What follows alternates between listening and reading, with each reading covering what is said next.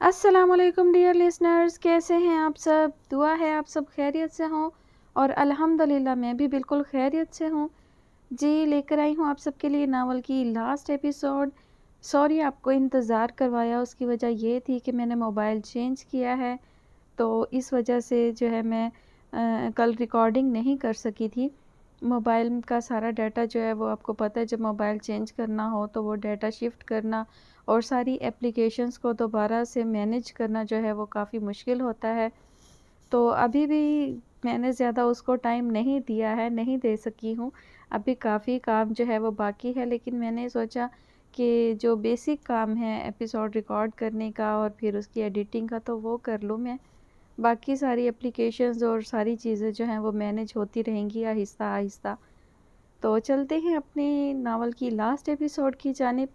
Novel का नाम है तेरा साथ मेरी हयात और इसकी मुसन्निफ़ा है किरण चौधरी, और आज आप सब सुनने वाले हैं इसकी लास्ट एपिसोड। वफ़ा कॉलेज पहुंची तो फारिया पहले से मौजूद थी। फारिया, एक बात बतानी है, वफ़ा ने बेचैनी से कहा। कहो। फारिया उसकी जानिब मतवज्जा हुई। मुझे लगता है मेरी ममा पाकिस्तान से नहीं है, वफ़ा ने संजीदगी से कहा। मुझे भी यही लगता है, क्योंकि तुम बिल्कुल भी एशियन नहीं लगती। तुम्हारा कम्प्लेक्शन, तुम्हारी आइज़, तुम्हारे बाल, तुम यूरोपियन लगती हो। फारिया तफसील से बोली तो वफ़ा के बेकरार परेशान दिल को ढारस मिली। मुझे लगता है वो कनाडा में है। कैसे? मैंने बाबा के डॉक्यूमेंट्स देखे हैं, वो स्टडी के लिए कनाडा गए थे, वफ़ा ने परेशानी से बताया। तो इसमें परेशानी वाली क्या बात है यार? फारिया उसकी उतरी शक्ल देखकर बोली। मैं कैसे कनाडा जा सकती हूँ और वो कैसे आ सकती हैं? वफ़ा मध्यम लहजे में मायूसी से बोली। तुम क्यों नहीं जा सकती? हाँ, फारिया ने उसका झुका चेहरा पकड़कर उठाया। अगर चली भी गई तो मैं उन्हें ढूंढूंगी कैसे? मेरे भाई ट्रैवल एजेंट है, तुम्हारे जाने का बंदोबस्त हो सकता है। बाकी रही ढूंढने की बात, तो तुम उनके डॉक्यूमेंट से देखना वो किस शहर में गए थे। उस शहर के मैरिज रजिस्ट्रार ऑफिस से उनका डाटा निकलवा लेना। फारिया ने उसकी परेशानी मिनटों में हल की। मेरे चाचू कैलगरी में रहते हैं, आकाश मलिक उनसे हेल्प ली जा सकती है। फारिया कुछ सोचते हुए बोली। ठीक है, मैं दोबारा उनके डॉक्यूमेंट्स देखूंगी, वफ़ा ने कहा और दोनों बातें करने लगी। क्योंकि पहला पीरियड वो मिस कर चुकी थी, वफ़ा को बोझ हल्का महसूस होने लगा था। रात अपने पंख फैलाकर कैलगरी को अपनी लपेट में ले चुकी थी। वफ़ा मलिक अपने कमरे में बैठी सारिया नाइक से फ़ोन पर गुफ्तगू कर रही थी। अयान मलिक सोफे पर टांगे लंबी किए लैपटॉप रखे काम में मगन था। मॉम, अयान कह रहे थे प्रेस कॉन्फ्रेंस अरेंज कर लेनी चाहिए। वफ़ा हाथों पर लोशन लगाते हुए बोली। ठीक है मॉम, वफ़ा मुस्कुराई थी।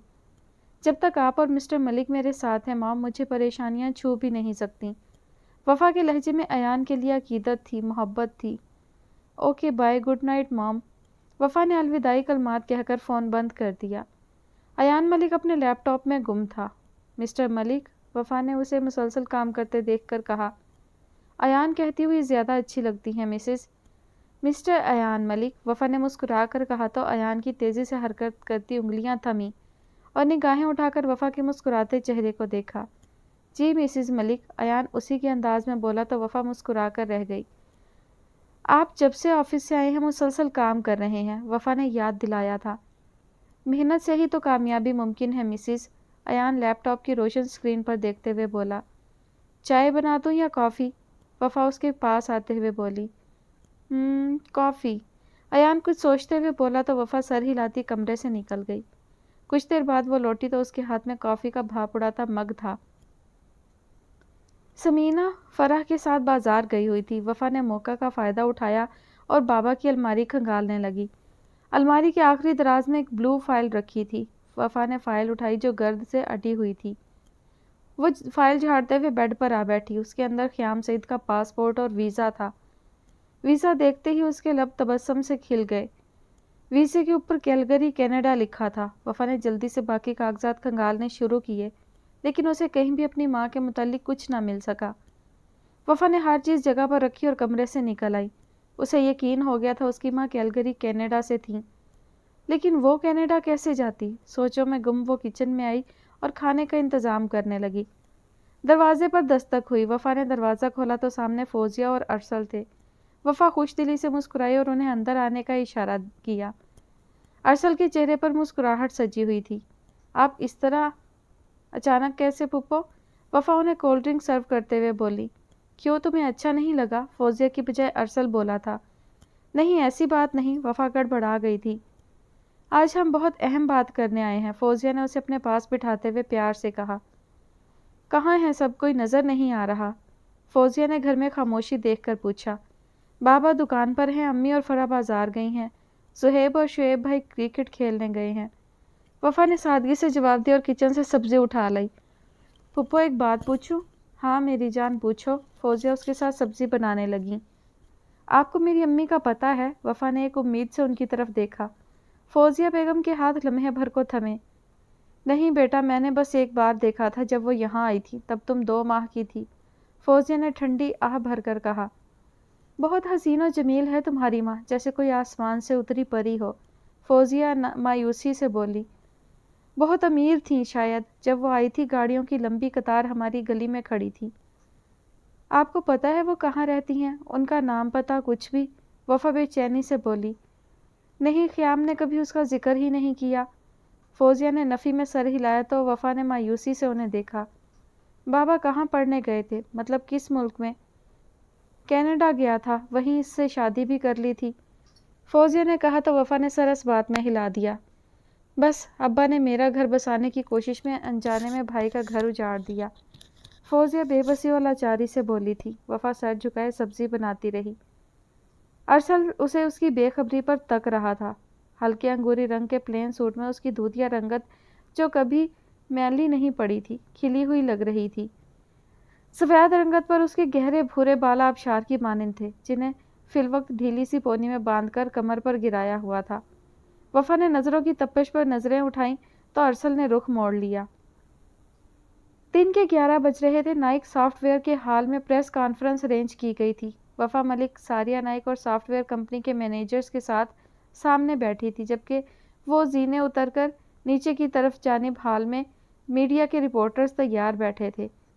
ساریہ نائک نے پریس کانفرنس کا آغاز کیا اور قانونی طور پر لائر کی موجودگی میں سافٹ ویئر کمپنی لائف وفا کے نام کرتے ہوئے اسے کمپنی کی نئی CEO مقرر کیا۔ میڈیا کے پیچھے کرسی پر ہاتھ سینے پر باندھے ایان ملک اسے دیکھ کر مسکرا رہا تھا۔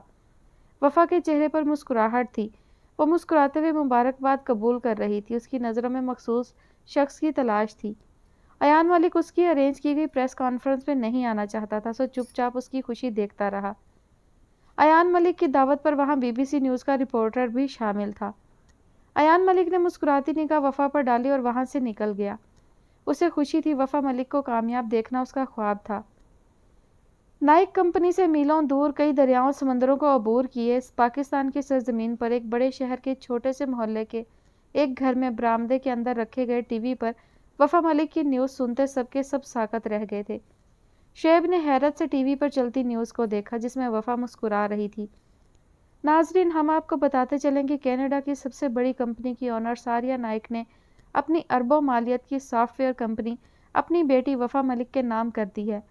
وفا ملک کیلگری، کینیڈا کی نامور شخصیات میں سے ایک ہیں، اور ساتھ ہی ساتھ بتاتے چلیں کہ وفا ملک کے ہسبینڈ کی بھی اپنی سافٹ ویئر کمپنی ہے۔ اینکر پرسن بول رہی تھی اور سب کو سانپ سونگھ گیا تھا۔ آنکھیں پھٹی کی پھٹی رہ گئی تھی۔ ارسل کی نگاہیں وفا ملک کے دمکتے مکھڑے پر رک سی گئی تھیں۔ شکر ہے اسے اس کی ماں مل گئی، فوزیہ نے تشکر سے مسکرا کر وفا کو دیکھا۔ ساریہ نائک وفا کی ماں ہے؟ ارسل نے فوزیہ کی جانب دیکھا۔ وہ واحد تھیں جن کے چہرے پر خوشی تھی۔ ہاں، آج بھی بالکل ویسی ہے جیسے 25 سال پہلے دیکھی تھی۔ فوزیہ بیگم کھانا چھوڑ کر آزردگی سے ٹی وی کو دیکھ کر بولی۔ فرح نے گہری نظروں سے ارسل کے چہرے کو دیکھا، جو آنکھوں میں تشنگی لیے وفا کو دیکھ رہا تھا۔ وفا ملک کا نام کینیڈا کے امراء میں شمار ہونے لگا ہے۔ وفا ملک کے ہسبینڈ اور ان کے سسر کی بھی اپنی اپنی کمپنیاں ہیں۔ ملک فیملی کیلگری کی سب سے امیر فیملی ہے۔ وفا کے ساتھ ایان ملک کی تصویریں چلنے لگی تھیں، جن میں کچھ ان کے نیاگرا ٹور کی بھی تھیں۔ جلد ہی ملیں گے وفا ملک اور ایان ملک کے ساتھ ایک الگ شو میں، اینکر بریک لے کر جا چکی تھی۔ سمینہ بیگم کی زبان تالو سے چپکی ہوئی تھی۔ یہ وفا وہی ہے جس نے بھاگ کر شادی کی تھی؟ شعیب کی بیوی نے تمسخر سے کہا۔ ارسل نے لب بھینچ کر نوالا پلیٹ میں پٹکا۔ اس کے تو رنگ ڈھنگ ہی بدل گئے ہیں۔ صہیب نے اپنا حصہ ڈالا تھا۔ اتنی امیر ماں کی اولاد تھی پھر بھی ہماری دکانیں بیچ کر کھا گئی۔ زہیب کو اپنا دکھ یاد آ گیا تھا۔ ارسل اور فرح کی شادی ہو گئی تھی۔ ارسل دل میں وفا کے لیے محبت اور نفرت کے ملے جلے جذبات لیے فرح کے ساتھ شادی تو کر چکا تھا، لیکن اس نے پہلی ہی رات فرح کو اپنی محبت کے متعلق بتا دیا اور اپنا ٹرانسفر کسی دوسرے شہر کروا لیا جہاں وہ فرح اور فوزیہ سے دور رہتا تھا۔ آج وہ لوگ شعیب کے بیٹے کی پہلی سالگرہ پر آئے تھے۔ وفا کچن میں چلی آئی۔ ارسل اور فوزیہ کے کھانے کے لیے کچھ خاص بنانا تھا۔ جو گھڑی میں نے گفٹ کی تھی وہ کہاں ہے؟ ارسل کچن کے دروازے سے ٹیک لگائے اس کی پشت پر جھولتے بالوں کو بغور دیکھتے ہوئے بولا۔ وفا نے پلٹ کر اسے دیکھا اور رخ موڑ کر کھانا بنانے لگی۔ فرح نے لے لی تھی، وفا نے مدھم لہجے میں کہا۔ ارسل کے جذبات وہ بخوبی سمجھتی تھی۔ اس کی آنکھوں سے چھلکتی محبت اسے صاف دکھائی دیتی تھی۔ کیوں؟ ارسل دروازے سے ہٹ کر 2 قدم آگے بڑھتے ہوئے پیشانی پر بل لیے بولا۔ کیوں کا کیا مطلب؟ میری طرح وہ بھی تو تمہاری کزن ہے، بلکہ دوہرا رشتہ ہے تمہارا اس کے ساتھ۔ وفا نے اس کی طرف دیکھتے ہوئے یاد دہانی کروائی تھی۔ ارسل نے لب بھینچ لی اور غصے سے باہر نکل گیا۔ آئی ایم سوری ارسل، میں تمہیں ہرٹ نہیں کرنا چاہتی، لیکن میرے دل میں میری ماں کے علاوہ کسی کے لیے کوئی جذبات نہیں ہے۔ دل میں خود سے مخاطب ہوتے ہوئے کھانا بنا رہی تھی جب گیٹ کھلنے کی آواز آئی۔ گیٹ کی جانب کھلتی کچن کی کھڑکی سے دیکھا تو فرح اور سمینہ کئی شاپر تھامے چلی آ رہی تھی۔ انہیں کہیں شادی پر جانا تھا۔ کھانے سے فراغت پا کر وہ کمرے میں چلی آئی۔ اس کے انٹر کے امتحانات ہو رہے تھے، اسے تیاری بھی کرنی تھی۔ کتابیں کھولنے لگی تھی کہ لائبریری سے ایشو کروائی گئی اسلامی کتاب پر نظر پڑی۔ وفا نے اٹھا کر گود میں رکھ لی اور دیوار سے ٹیک لگائے وہیں سے پڑھنے لگی جہاں سے چھوڑی تھی۔ اپنے رب کو گڑ گڑاتے ہوئے اور چپکے چپکے یاد کرو۔ وفا نے گہری سانس خارج کی اور کتاب کو بغور دیکھنے لگی۔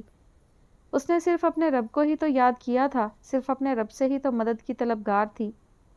اللہ مجھے صراط مستقیم پر چلنے کی توفیق عطا فرمائے، وفا نے کہا اور اگلا صفحہ پلٹا جہاں سے ایک نئے عنوان کا آغاز ہو رہا تھا۔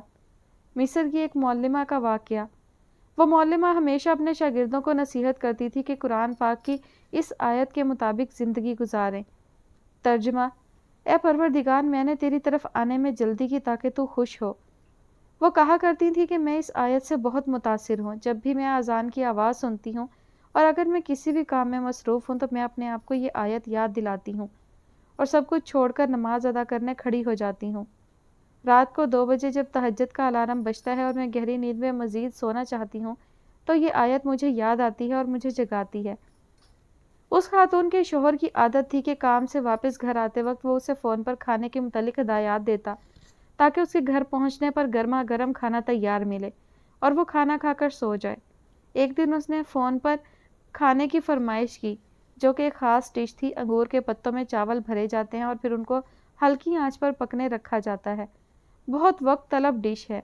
اتنی دیر میں اذان کی آواز سنائی دی تو اس کے صرف 3 رولز رہ گئے تھے جن کے بھرنے میں زیادہ سے زیادہ 5 منٹ لگتے، لیکن اس نے حسب عادت سب کام چھوڑے اور نماز ادا کرنے کھڑی ہو گئی۔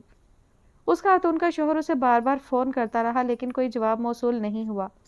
جب وہ گھر پہنچا تو اس نے دیکھا اس کی بیوی سجدے میں ہے اور کھانا ابھی تک تیار نہیں ہے۔ اس نے دیکھا کہ صرف 3 رولز بھرنے رہ گئے ہیں تو اسے شدید غصہ آیا اور اسی غصے کے عالم میں اس نے اپنی بیوی کو ڈانٹنا شروع کر دیا۔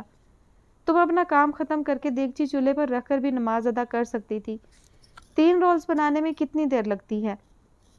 لیکن بیوی کی طرف سے کوئی جواب نہ آیا۔ جب وہ اس کے پاس آیا تو دیکھا کہ سجدے کی حالت میں اس کا انتقال ہو چکا ہے۔ سبحان اللہ، اگر اس نے ہماری طرح یہ سوچا ہوتا کہ چلو کوئی بات نہیں، پہلے اپنا کام ختم کر لیتے ہیں پھر نماز پڑھ لیں گے، تو اس کا انتقال کچن میں ہوتا۔ لیکن ایک شخص کا انتقال اسی حالت میں ہوتا ہے جس پر وہ ساری زندگی گزارتا ہے اور اسی حالت میں دوبارہ اٹھایا جائے گا۔ ہمارے آقا حضرت محمد صلی اللہ علیہ وآلہ وسلم نے ارشاد فرمایا کہ ہر شخص اسی حالت میں اٹھایا جائے گا جس میں وہ فوت ہوا۔ آئیے عہد کریں، جیسے ہی اذان کی آواز سنائی دے سب کام ایک طرف رکھے اور نماز کے لیے اٹھ کھڑے ہوں، زیادہ سے زیادہ 20 منٹ تک، جو کہ اقامہ ٹائم بھی ہے۔ ہمارے آقا صلی اللہ علیہ وآلہ وسلم سے کسی نے پوچھا کہ اللہ تعالیٰ کے نزدیک سب سے محبوب عمل کیا ہے؟ انہوں نے جواب دیا، نماز کو اس کے اولین وقت میں ادا کریں۔ جیسے ہی آپ اذان کی آواز سنیں فوراً وضو کریں اور مسجد چلے جائیں۔ اپنے آپ کو یہ آیت بار بار یاد دلاتے رہیں، اے پروردگار، میں نے تیری طرف آنے میں جلدی کی تاکہ تو خوش ہو۔ وفا کو مغرب کی اذان کی آواز سنائی دی تو اس نے مسکرا کر کتاب کی اس آیت کو دیکھا جو اس کے دل کو اثر انداز ہوئی تھی۔ وفا نے کتابیں ایک طرف کھسکائی اور دوپٹہ لیے وضو کرنے چل دی۔ فاریہ کالج پہنچی تو وفا اس کی منتظر تھی۔ فاریہ نے دور سے مسکراتے ہوئے ہاتھ ہلایا تو وفا نے جواباً اس کی جانب مسکراہٹ اچھالی۔ کیسی ہو سائلنٹ گرل؟ فاریہ چہک کر بولی تھی۔ الحمدللہ، وفا مسکرائی۔ تمہارے لیے ایک گڈ نیوز ہے۔ فاریہ نے وفا کی جانب دیکھتے ہوئے ابرو اچکائے۔ کیا؟ وفا ہمہ گوش ہوئی۔ میں نے بھائی سے بات کی ہے، کینیڈا جانے میں وہ تمہاری مدد کریں گے۔ فاریہ مسکراتے ہوئے بولی تھی۔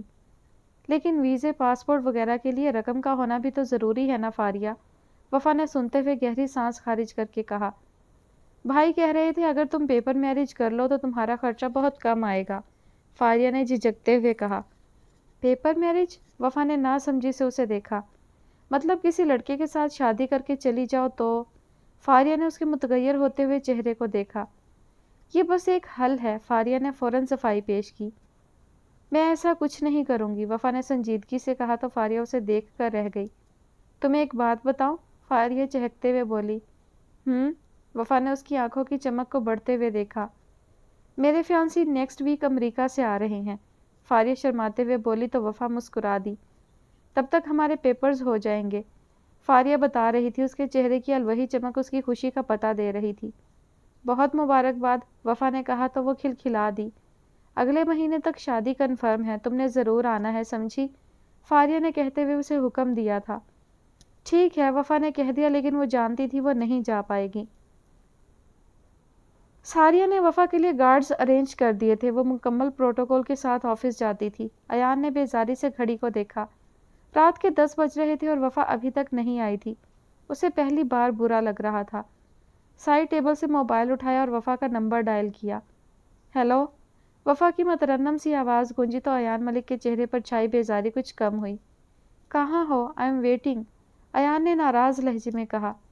Mister Malik, I am so sorry, party ختم ہونے کا نام نہیں لے رہی، وفا نے کہا تو ایان نے غصے سے کال کاٹی اور موبائل بیڈ پر پھینک دیا۔ اب پارٹی مجھ سے زیادہ اہم ہو گئی ہے۔ غصے سے کمرے میں ادھر سے ادھر ٹہل رہا تھا۔ ایان کا موبائل بجنے لگا۔ اس کے قدم بے اختیار موبائل کی طرف بڑھے تو وفا کالنگ لکھا ہوا آ رہا تھا۔ ایان نے موبائل اٹھا کر کال کاٹی اور پاور آف کر دیا۔ غصہ ضبط کرتے مسلسل چکر کاٹ رہا تھا۔ بھائی، بھابھی کی کال آ رہی ہے، انایا نے موبائل اس کی طرف بڑھایا۔ تم جاؤ انایا، مجھے بات نہیں کرنی کسی سے، ایان نے سخت لہجے میں کہا تو وفا نے سن لیا۔ انایا کندھے اچکاتی پلٹ گئی۔ ایان نے غصے سے گاڑی کی چابیاں اٹھائی اور کمرے سے نکل گیا۔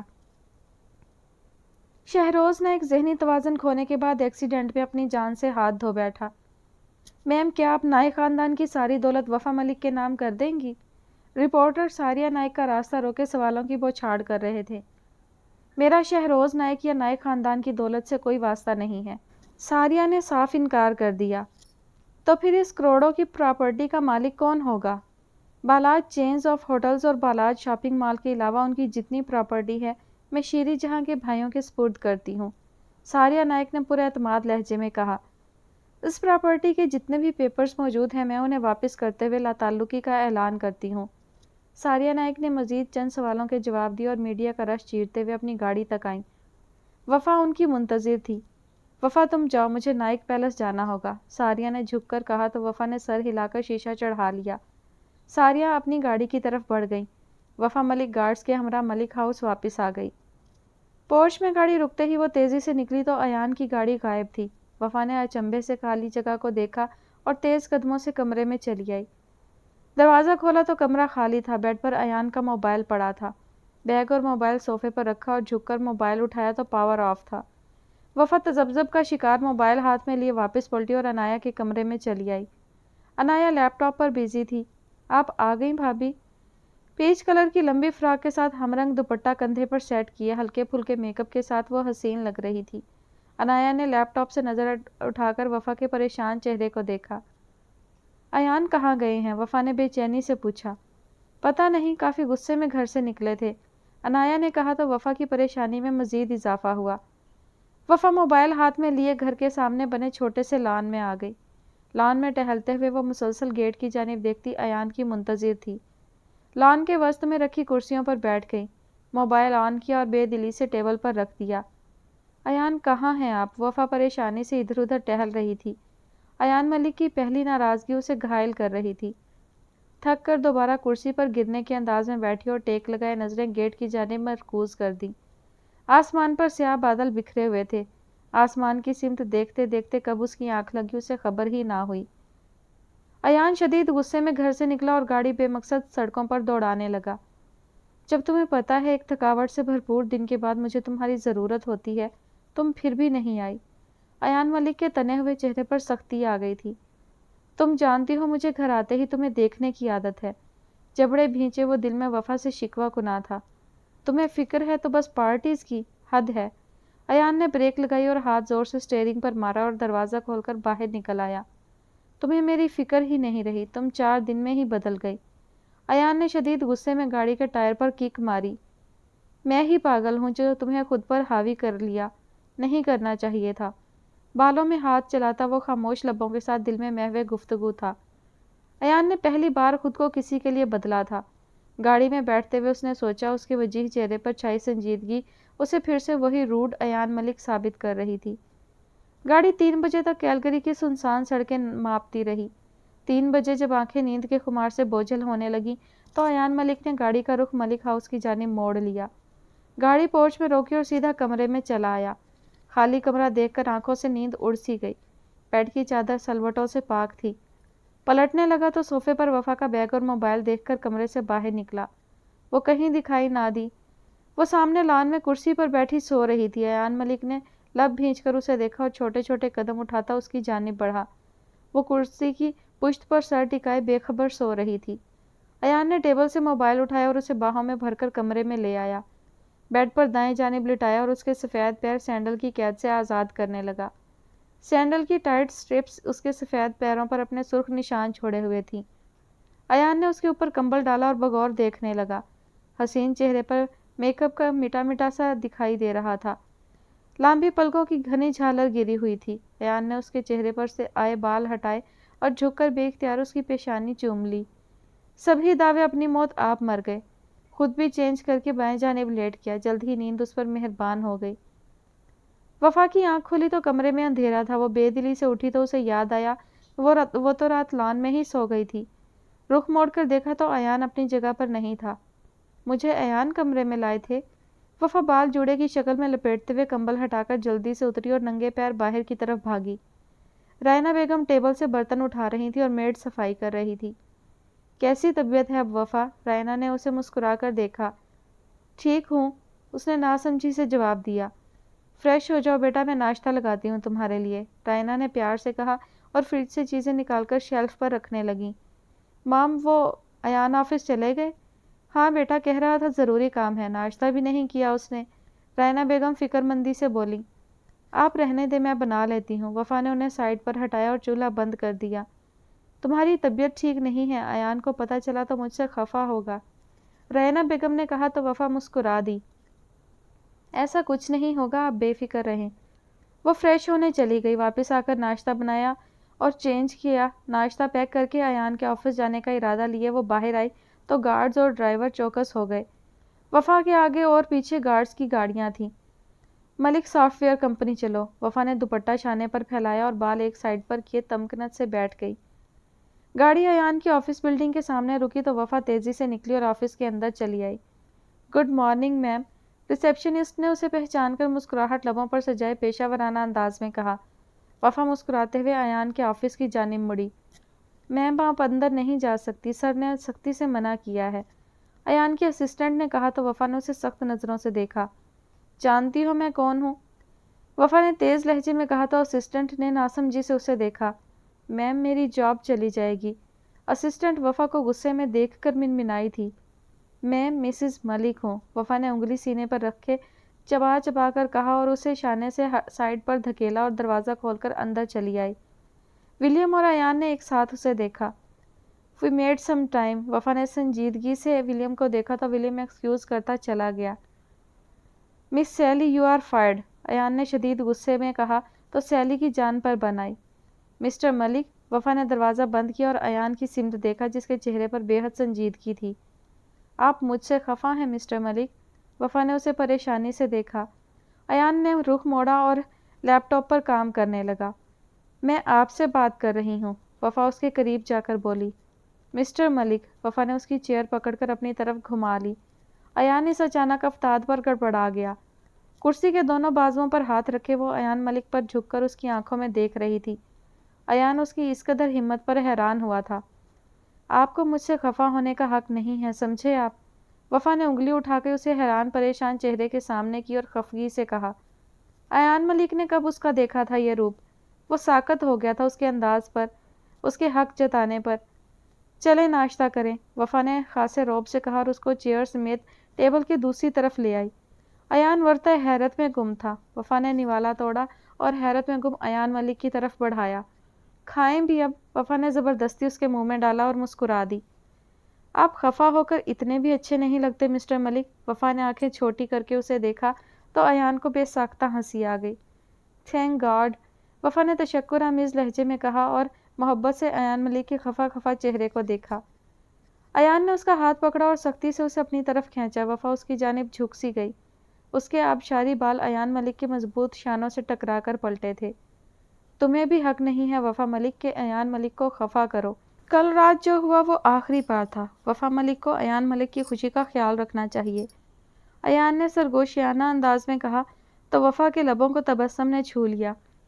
ایان ملک کا ہر حکم سر آنکھوں پر۔ وفا نے سر کو ہلکا سا خم دے کر کہا تو نہ چاہتے ہوئے بھی ایان ملک کے لب مسکراہٹ میں ڈھل گئے۔ ناراضگی اڑنچو ہو گئی اور شکوے ابدی نیند سو گئے۔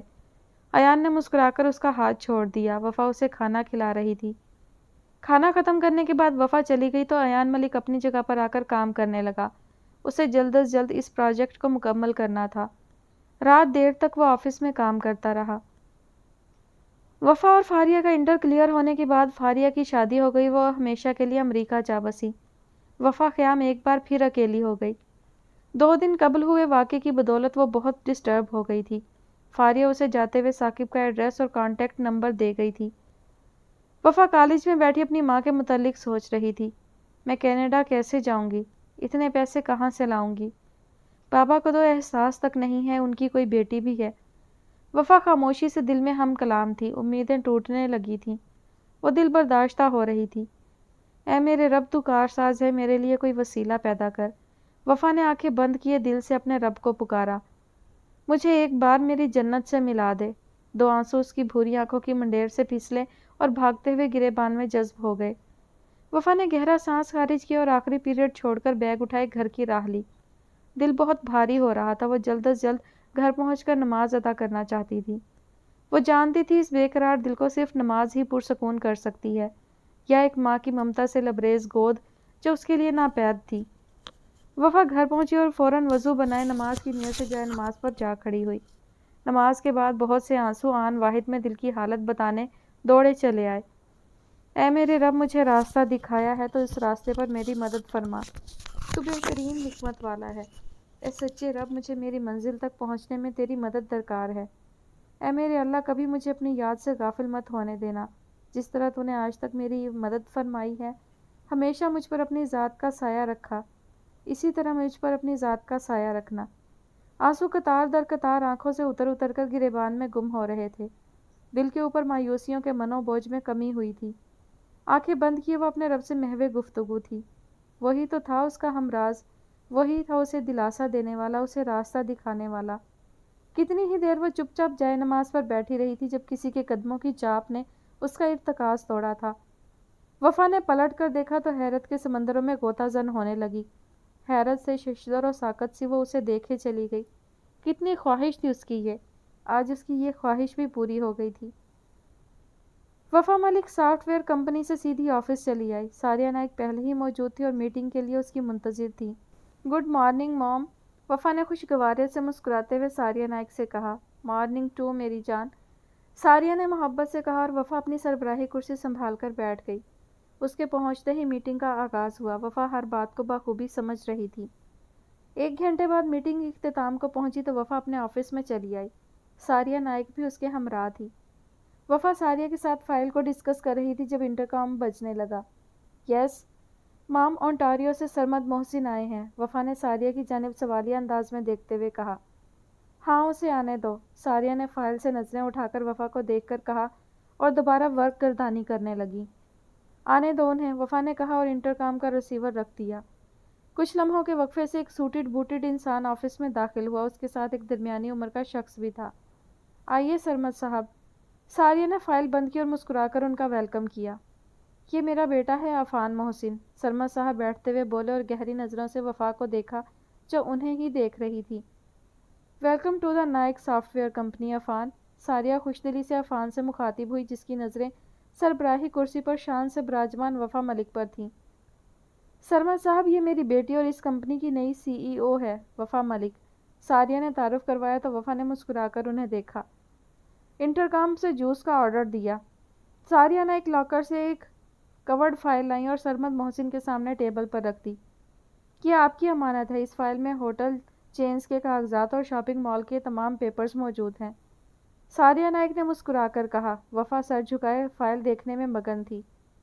مس وفا غالباً ایان ملک کی وائف ہے نا؟ عفان محسن نے کچھ سوچتے ہوئے کہا تو وفا نے سر اس بات میں ہلاتے ہوئے اسے دیکھا۔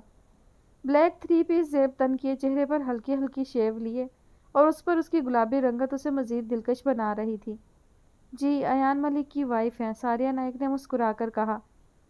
ہم آپ کی ایمانداری کے بہت قائل ہیں ساریہ نائک، سرمد محسن نے متاثر کن لہجے میں کہا اور ٹیبل پر رکھی فائل کو دیکھا۔ میرے پاس اللہ کا دیا سب کچھ ہے، مجھے مزید کا حرص نہیں ہے، ساریہ صاف گوئی سے بولی۔ میں کیلگری کا سارا بزنس اپنے چھوٹے بیٹے عفان کے سپرد کرنے آیا ہوں، سرمد محسن ہکارا بھرتے ہوئے بولے۔ ایان ملک دروازہ کھول کر اندر داخل ہوا اور سب کو مشترکہ سلام کیا۔ وفا ملک کے چہرے پر کئی دھنک کے رنگوں کی آمیزش جیسی خوشی چھلکنے لگی تھی۔ وہ مسکرائی تو رخساروں کے خوبصورت ڈمپل گہرائی سے چمکے تھے۔ Mister Ayan Malik, I am Affan Mohsin from Ontario. Affan نے مسکرا کر ایان کی طرف ہاتھ بڑھایا۔ Nice to meet you Affan Mohsin, Ayan مسکراتے ہوئے بولا اور وفا کی جانب مڑا۔ وفا گیٹ ریڈی، ایک شو میں ایز اے گیسٹ انوائٹ کیا گیا ہے، ہمیں 1 گھنٹے میں اسٹوڈیو پہنچنا ہے۔ ایان گھڑی دیکھتے ہوئے وفا سے مخاطب ہوا تو وفا نے سر اس بات میں ہلا دیا۔ انٹرکام سے جولی کو اندر بلایا۔ یس میم، جولی وفا کے ٹیبل کے پاس کھڑی ہوتی ہوئی بولی۔ یہ فائل ریڈی ہے، اسے اپروول دے کر مینیجر کو ہینڈ اوور کر دو، وفا نے کہا اور اپنا موبائل اور بیگ لیے اٹھ کھڑی ہوئی۔ ایان ملک نے مسکرا کر اسے دیکھا۔ اس کی آنکھوں میں چھلکتی محبت کسی سے چھپی نہیں تھی۔ وفا ایان کے ساتھ آفس سے نکلی اور دونوں باتیں کرتے ہوئے باہر آ گئے۔ گھر سے تازہ دم ہو کر اسٹوڈیو کے لیے نکل گئے۔ وفا ڈارک بلو کیپری شرٹ میں ملبوس تھی، مغرب میں اس کا مشرقی لباس اسے سب میں منفرد بناتا تھا۔ ایان ملک اس کے لیے پاکستان سے شاپنگ کرتا تھا۔ بھورے آبشاری بال کھلے شانوں پر اٹکیلیاں کر رہے تھے، کبھی ہوا کے دوش پر اڑتے ہوئے اس کے چہرے کو چھپا لیتے تھے۔ ایان ملک ڈارک بلو 4 پیس میں وجاہت کا شاہکار لگ رہا تھا۔ وہ کسی کا بھی دل دھڑکا سکتا تھا، لیکن ایان ملک کو کسی کا دل دھڑکانے کی خواہش نہیں تھی۔ وہ صرف وفا ملک کی دھڑکن بننا چاہتا تھا، وفا ملک کی خوشبوؤں میں بسنا چاہتا تھا، وفا ملک کی بھوری آنکھوں میں ہمہ وقت اپنا عکس دیکھنے کا خواہاں تھا۔ وہ سب کچھ وفا ملک کے لیے بننا چاہتا تھا، یہ جانتے ہوئے بھی کہ وہ وفا ملک کی آنکھوں کا نور ہے، پھر بھی وہ اس کی محبت کی تشنگی ختم نہیں ہوتی تھی۔ وفا ملک کی جانب سے محبت کی بارشوں کی مسلسل برسات کے بعد بھی وہ مزید کا خواہاں رہتا تھا۔ محبت کے خواہاں دل کی زمین ریتلی ہوتی ہے، وصل کی جتنی بھی بارشیں برسا دی جائیں وہ زمین سیراب تو ہوتی ہے لیکن مزید کی خواہش بنائے رکھتی ہے۔ وفا نے پلٹ کر دیکھا تو خیام سعید اسے دیکھ رہے تھے، ان کے چہرے پر شرمندگی کے اثرات واضح تھے۔ وفا انہیں شرمندہ نہیں دیکھ سکتی تھی۔ وفا نے فوراً رخ موڑ لیا اور آنسو صاف کرتی جائے نماز سے اٹھ کر اسے تہ لگانے لگی۔ وفا میری بچی، خیام سعید نے رندے ہوئے لہجے میں اسے پکارا۔ وفا کے ہاتھ کپ کپ آ گئے تھے پر وہ رکی نہیں تھی، آنکھیں بہنے کو بے تاب ہو گئی تھیں۔ دل باپ کے چوڑے سینے سے لگ کر رونے کا خواہاں تھا، بہت سے حساب و کتاب کرنے کا خواہش مند تھا۔ وہ ان سے پوچھنا چاہتی تھی آج 14 سال بعد انہیں کیسے بیٹی کی یاد نے ستایا۔ وہ پوچھنا چاہتی تھی پچھلے 14 سال سے وہ کیوں انہیں نظر نہیں آ سکی تھی۔ وہ پوچھنا چاہتی تھی اسے ماں کی ممتا اور باپ کی شفقت سے دور کیوں کیا گیا، اس کا گناہ کیا تھا۔ بہت سے سوال اس کے لبوں پر آ کر رک گئے تھے، وہ کچھ کہہ ہی نہیں پائی تھی۔ اسے یاد آیا تھا اسے کسی نے سوال جواب کرنے کا حق دیا ہی کب تھا، اسے شکوے کرنے کی اجازت بھی کب دی گئی تھی۔ وفا، خیام سعید نے لرزتی آواز میں اسے پکارا۔ آپ غلط کمرے میں آ گئے ہیں، آپ کا کمرہ اس طرف ہے۔ وفا نے رخ موڑے خود کو نارمل کیا تھا، پر آنسو کب مانتے ہیں کسی کی بات۔ اس نے ہونٹ بھینچے سسکیوں کا گلا گھونٹا تھا۔ میں اپنی بیٹی سے ملنے آیا ہوں۔ خیام سعید اس کے پاس آئے تھے۔ آپ کی بیٹی آپ سے 14 سال پہلے خفا ہوئی تھی۔ آپ کے منانے کا انتظار کرتے کرتے وہ مر گئی ہے۔ وفا نے ان کی طرف رخ موڑ کر تلخی سے کہہ ڈالا، مگر وہ اپنے آنسو نہیں روک پائی تھی جو بھل بھل گرتے اس کے رخسار تر کرتے چلے گئے تھے۔ درد دل آنسوؤں کی شکل میں نکلنے لگا تھا۔ دل کی حالت کسی کریدے ہوئے زخم جیسی ہو رہی تھی۔ خیام سعید کی بوڑھی آنکھوں سے بھی آنسو نکل آئے تھے۔ وفا کے لیے برداشت کرنا محال ہو رہا تھا، وہ کمرے سے نکل گئی تھی۔ دل کی حالت کسی مٹھی میں مسلے ہوئے پھول جیسی تھی، وہ چیخ چیخ کر رونا چاہ رہی تھی۔ وہ خود پر کی گئی تنہائی کی اذیتوں کے بارے میں بتانا چاہ رہی تھی، پر وہ خیام سعید کی آنکھوں میں آنسو نہیں دیکھ پائی تھی۔ یا اللہ میری مدد فرما، مجھے اذیتوں سے نکال دے۔ 14 سال میں وہ اپنی سسکیوں کا گلا گھونٹنا سیکھ چکی تھی، لیکن آج وہ بکھر سی گئی۔ سب لوگ چٹائی پر بیٹھے کھانا کھا رہے تھے۔ یہ 2 دن پہلے کا واقعہ ہے، جب اس کے والد اسے منانے کے لیے اس کے کمرے میں آئے۔ اس سے 2 دن پہلے وفا نے اپنے لیے کھانا لیا اور کتابیں لیے چھت پر چلی آئی۔ خیام میں آج بہت ضروری بات کرنے آئی ہوں، فوزیہ بیگم کھانا کھاتے ہوئے بولی۔ جی آپا ضرور کریں، پہلے کھانا کھا لیں پھر باتیں کریں گے، خیام نے کہا تو فوزیہ نے سر اس بات میں ہلایا اور کھانا کھانے لگی۔ وفا کے ہاتھ میں بہت ذائقہ ہے، فوزیہ نے تعریف کی تو سمینہ کی پیشانی پر 3 لکیریں ابھری۔ زمانے بھر کے مسالے ڈال کر پکاتی ہے، پھر بھی ذائقہ نہ آئے کیا؟ ایک میں تھی، بغیر ادرک لہسن اور بازاری مسالوں کے ایسا زبردست کھانا بناتی تھی، سب انگلیاں چاٹتے رہ جاتے تھے۔ سمینہ بیگم نے کہا تو فوزیہ ہنس دی۔ میں نے تو تمہیں کبھی پکاتے ہوئے نہیں دیکھا تھا سمینہ، فوزیہ بیگم نے صاف کوئی سے کہا تو سمینہ بیگم نے کڑ کر انہیں دیکھا۔ وفا کے ہاتھ کی چائے بھی بہت مزے کی ہوتی ہے، اس میں کتنے مسالے ڈالتی ہے وہ پھپھو، ارسل نے سنجیدگی سے سمینہ کو دیکھتے ہوئے کہا۔ فرح نے پسندیدگی سے ارسل کو دیکھا۔ کھانے سے فراغت پا کر وفا نے سب کو چائے سرو کی اور پلٹنے لگی تھی جب فوزیہ نے اسے پکارا۔ وفا بیٹا۔ جی پھپھو۔ ادھر بیٹھ جاؤ میرے پاس، فوزیہ نے کہا تو وفا نے ناسمجھی سے انہیں دیکھا اور ان کے پاس بیٹھ گئی۔ خیام میں وفا کو اپنے ساتھ لے جانا چاہتی ہوں، کچھ دنوں میں نور کی شادی ہو جائے گی اور ارسل بھی ہاسٹل چلا جائے گا تو میں اکیلی ہو جاؤں گی۔ فوزیہ بیگم نے وفا کے ہاتھ پر ہاتھ رکھتے ہوئے پر امید نظروں سے خیام کو دیکھا۔ دیکھو منع مت کرنا، میں اسے نور کی طرح رکھوں گی۔ فوزیہ بیگم نے اصرار کیا تو سمینہ کی پیشانی پر بل پڑ گئے۔ میں وفا کو بالکل نہیں بھیجوں گی، فرح کو لے جانا چاہو تو لے جاؤ۔ سمینہ بیگم نے صاف انکار کیا تو سب نے حیرت سے انہیں دیکھا۔ مجھے وفا کا بالکل اعتبار نہیں ہے، اگر اس نے ہمارے منہ پر کالک مل دی تو میں کس کس کے تانے سنوں گی؟ آخر کو پالا تو میں نے ہی ہے اسے، اس کی ماں نے تو پیدا کر کے پھینک دیا تھا۔ سمینہ بیگم تیز لہجے میں بولی تو وفا ششدر رہ گئی۔ وہ نہیں جانتی تھی سمینہ کے دل میں اس کے لیے اتنا زہر ہے۔ میری فرح خاندانی ہے، مجھے اس کے کردار پر پورا بھروسہ ہے۔ سمینہ وفا کے کردار کی دھجیاں اڑا کر ہاتھ نچا نچا کر کہتی، فرح کے کردار کی پختگی کی ضمانت دے رہی تھی۔ بکواس بند کرو سمینہ، خیام دہاڑا تھا۔ وفا ضبط کی آخری حدوں کو چھو رہی تھی، اس کی آنکھیں پانی سے بھری ہوئی تھی، دل کسی نے مٹھی میں لے کر جیسے مسل دیا تھا۔ آپ جانتی بھی ہیں آپ کیا کہہ رہی ہیں؟ ارسل آنکھوں میں سرخی لیے دہاڑا تھا۔ میں جو بھی کہہ رہی ہوں سچ کہہ رہی ہوں۔ جانے کس کا خون تھا؟ اس سے پہلے کہ سمینہ کا جملہ مکمل ہوتا، خیام کا ہاتھ اس کے رخسار پر چھپ گیا۔ سب ساکت رہ گئے تھے۔ اپنی زبان کو لگام دو، وفا میری بیٹی ہے، میرا خون ہے۔ خیام سعید کی آنکھیں شعلے برسا رہی تھی۔ وفا اٹھ کر چلی گئی تھی، اس کے دل پر کاری ضرب لگی تھی۔ کیا میرا کردار اتنا ہلکا ہے؟ وفا نے ضبط سے آنکھیں میچی تھی۔ وفا کہیں نہیں جائے گی، میری بیٹی میری نظروں کے سامنے رہے گی۔ خیام غیظ و غضب کی تصویر بن گئے تھے۔ دفع ہو جاؤ یہاں سے، اس سے قبل میں تمہاری جان لے لوں۔ خیام کی دہاڑ پر سمینہ بیگم نے وہاں سے کھسکنے میں عافیت جانی۔ یہ سب آپ کی وجہ سے ہو رہا ہے ماموں، ارسل تلخ لہجے میں بولا۔ وہ آپ کی بیٹی تھی، آپ کو کسی کو اجازت نہیں دینی چاہیے تھی کوئی اس کے ساتھ اونچی آواز میں بات بھی کر سکے، ارسل نے غصے سے کہا۔ خیام ناسمجھی سے انہیں دیکھنے لگا۔ آپ نے کبھی دیکھنے کی کوشش کی ہے سمینہ پھپھو کا رویہ اس کے ساتھ کیسا ہے؟ آپ نے اس کی زندگی اس قدر مشکل بنائی ہے، ارسل تیز لہجے میں کہہ کر پلٹ گیا۔ مما چلیں، ہم گھر جائیں گے، ارسل نے کہا اور بائک سٹارٹ کر لی۔ فوزیہ بیگم نہ چاہتے ہوئے بھی چادر لے کر چلی گئیں۔ اور خیام سعید ارسل کی باتوں کی گہرائی میں گم ہونے لگے۔ واقعی میں نے اسے لاتعلقی کا اظہار کر کے اسے اس کی ماں کی بے وفائی کی سزا کیوں دی؟ اس نے تو کبھی شکوہ تک نہیں کیا، وفا نے تو کبھی مجھ سے فرمائش تک نہیں کی، مجھ سے بات بھی نہیں کی کبھی۔ خیام سعید کی آنکھوں سے پٹی اترنے لگی تھی۔ میں نے اسے کس ناکردہ گناہ کی سزا دے دی؟ ماں تو پہلے ہی نہیں تھی اس کے پاس، میں نے اس کا باپ بھی چھین لیا۔ مجھے تو اسے ممتا کا احساس بھی دلانا تھا، لیکن میں تو اسے باپ کی شفقت سے بھی محروم کر گیا۔ میں کیسے اتنا خود غرض بن کر بیٹھا کہ اس سے لاتعلق ہی ہو گیا؟ کہ میں نے کیا کر دیا؟ خیام سعید سر ہاتھوں میں گرائے پچھتاووں کی ناؤ میں ہچکولے کھا رہے تھے۔ خیام، میں نے اس کا نام وفا رکھا ہے۔ ساریہ نائی کی مترنم سی آواز ان کی سماعت سے ٹکرائی تو دل کئی حصوں میں تقسیم ہو گیا تھا۔ یقیناً پہلی محبت کا خسارہ یاد رہتا ہے۔ خیام نے اس کے کمرے کے بند دروازے کو دیکھا اور آسمان پر رات کی گہرائی کو دیکھتے ہوئے بات کرنے کا ارادہ ملتوی کر دیا اور قدم گھسیٹتے ہوئے اپنے کمرے میں آ کر بیڈ پر گر سے گئے۔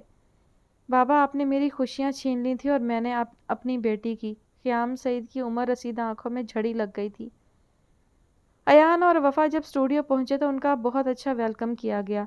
سر، شو سٹارٹ ہونے سے قبل یہ پڑھ لیں۔ ایک لڑکا انہیں پیپر تھما کر چلا گیا۔ وفا کا ہلکا پھلکا میک اپ کر کے اسے شو کے لیے ریڈی کر دیا گیا۔ ایان نے پیپر پڑھا اور وفا کی جانب بڑھا دیا۔ آئیے سر۔ انہیں سیٹ پر جانے کے لیے بلایا تو ایان وفا کو لیے کیمروں کے بیچ بنے سیٹ پر چلا آیا اور کچھ توقف کے بعد ہوسٹ نے باقاعدہ شو کا آغاز کیا۔ جی، تو آج ہمارے گیسٹ ہیں کیلگری کے most handsome businessman Ayaan Malik and most young beautiful businesswoman Wafa Malik, جن کے کپل کے چرچے کیلگری میڈیا کی زبان پر ہر دم رہتے ہیں۔ ہوسٹ نے شوخ لہجے میں ان کا تعارف کروایا تو مسکرا دیے۔ جی، تو مسٹر ایان ملک، آپ کی پرسنل لائف کے بارے میں کچھ سوال کرنا چاہوں گی۔ ہوسٹ نے مسکراتے ہوئے انہیں دیکھا اور پیپر سے سوال پڑھا۔ آپ سے پہلا سوال یہ ہے کہ آپ کو مس وفا کہاں ملی تھی اور انہیں پہلی بار دیکھ کر کیسا فیل ہوا تھا؟ ہوسٹ کے پوچھنے پر ایان ملک کو پاکستان میں ثاقب کا آفس یاد آیا تھا۔ دونوں کی نظریں بے اختیار ٹکرا گئیں اور مسکراہٹ ان کے لبوں پر کھیلنے لگی۔ میں وفا سے پہلی بار پاکستان میں ملا تھا۔ ہماری ملاقات اتفاقیہ تھی اور مجھے ان پر بہت غصہ آیا تھا۔ آخری بات پر ایان ملک ہنس دیا تھا۔ اچھا جی، ہمارے سننے کے مطابق جیسے کہ مسٹر ایان ملک کافی غصیلے ہیں، تو کیا ان کے غصے کا ٹیسٹ آپ نے بھی چکھا ہے مس وفا؟ ہوسٹ نے ہنستے ہوئے وفا کی جانب دیکھا۔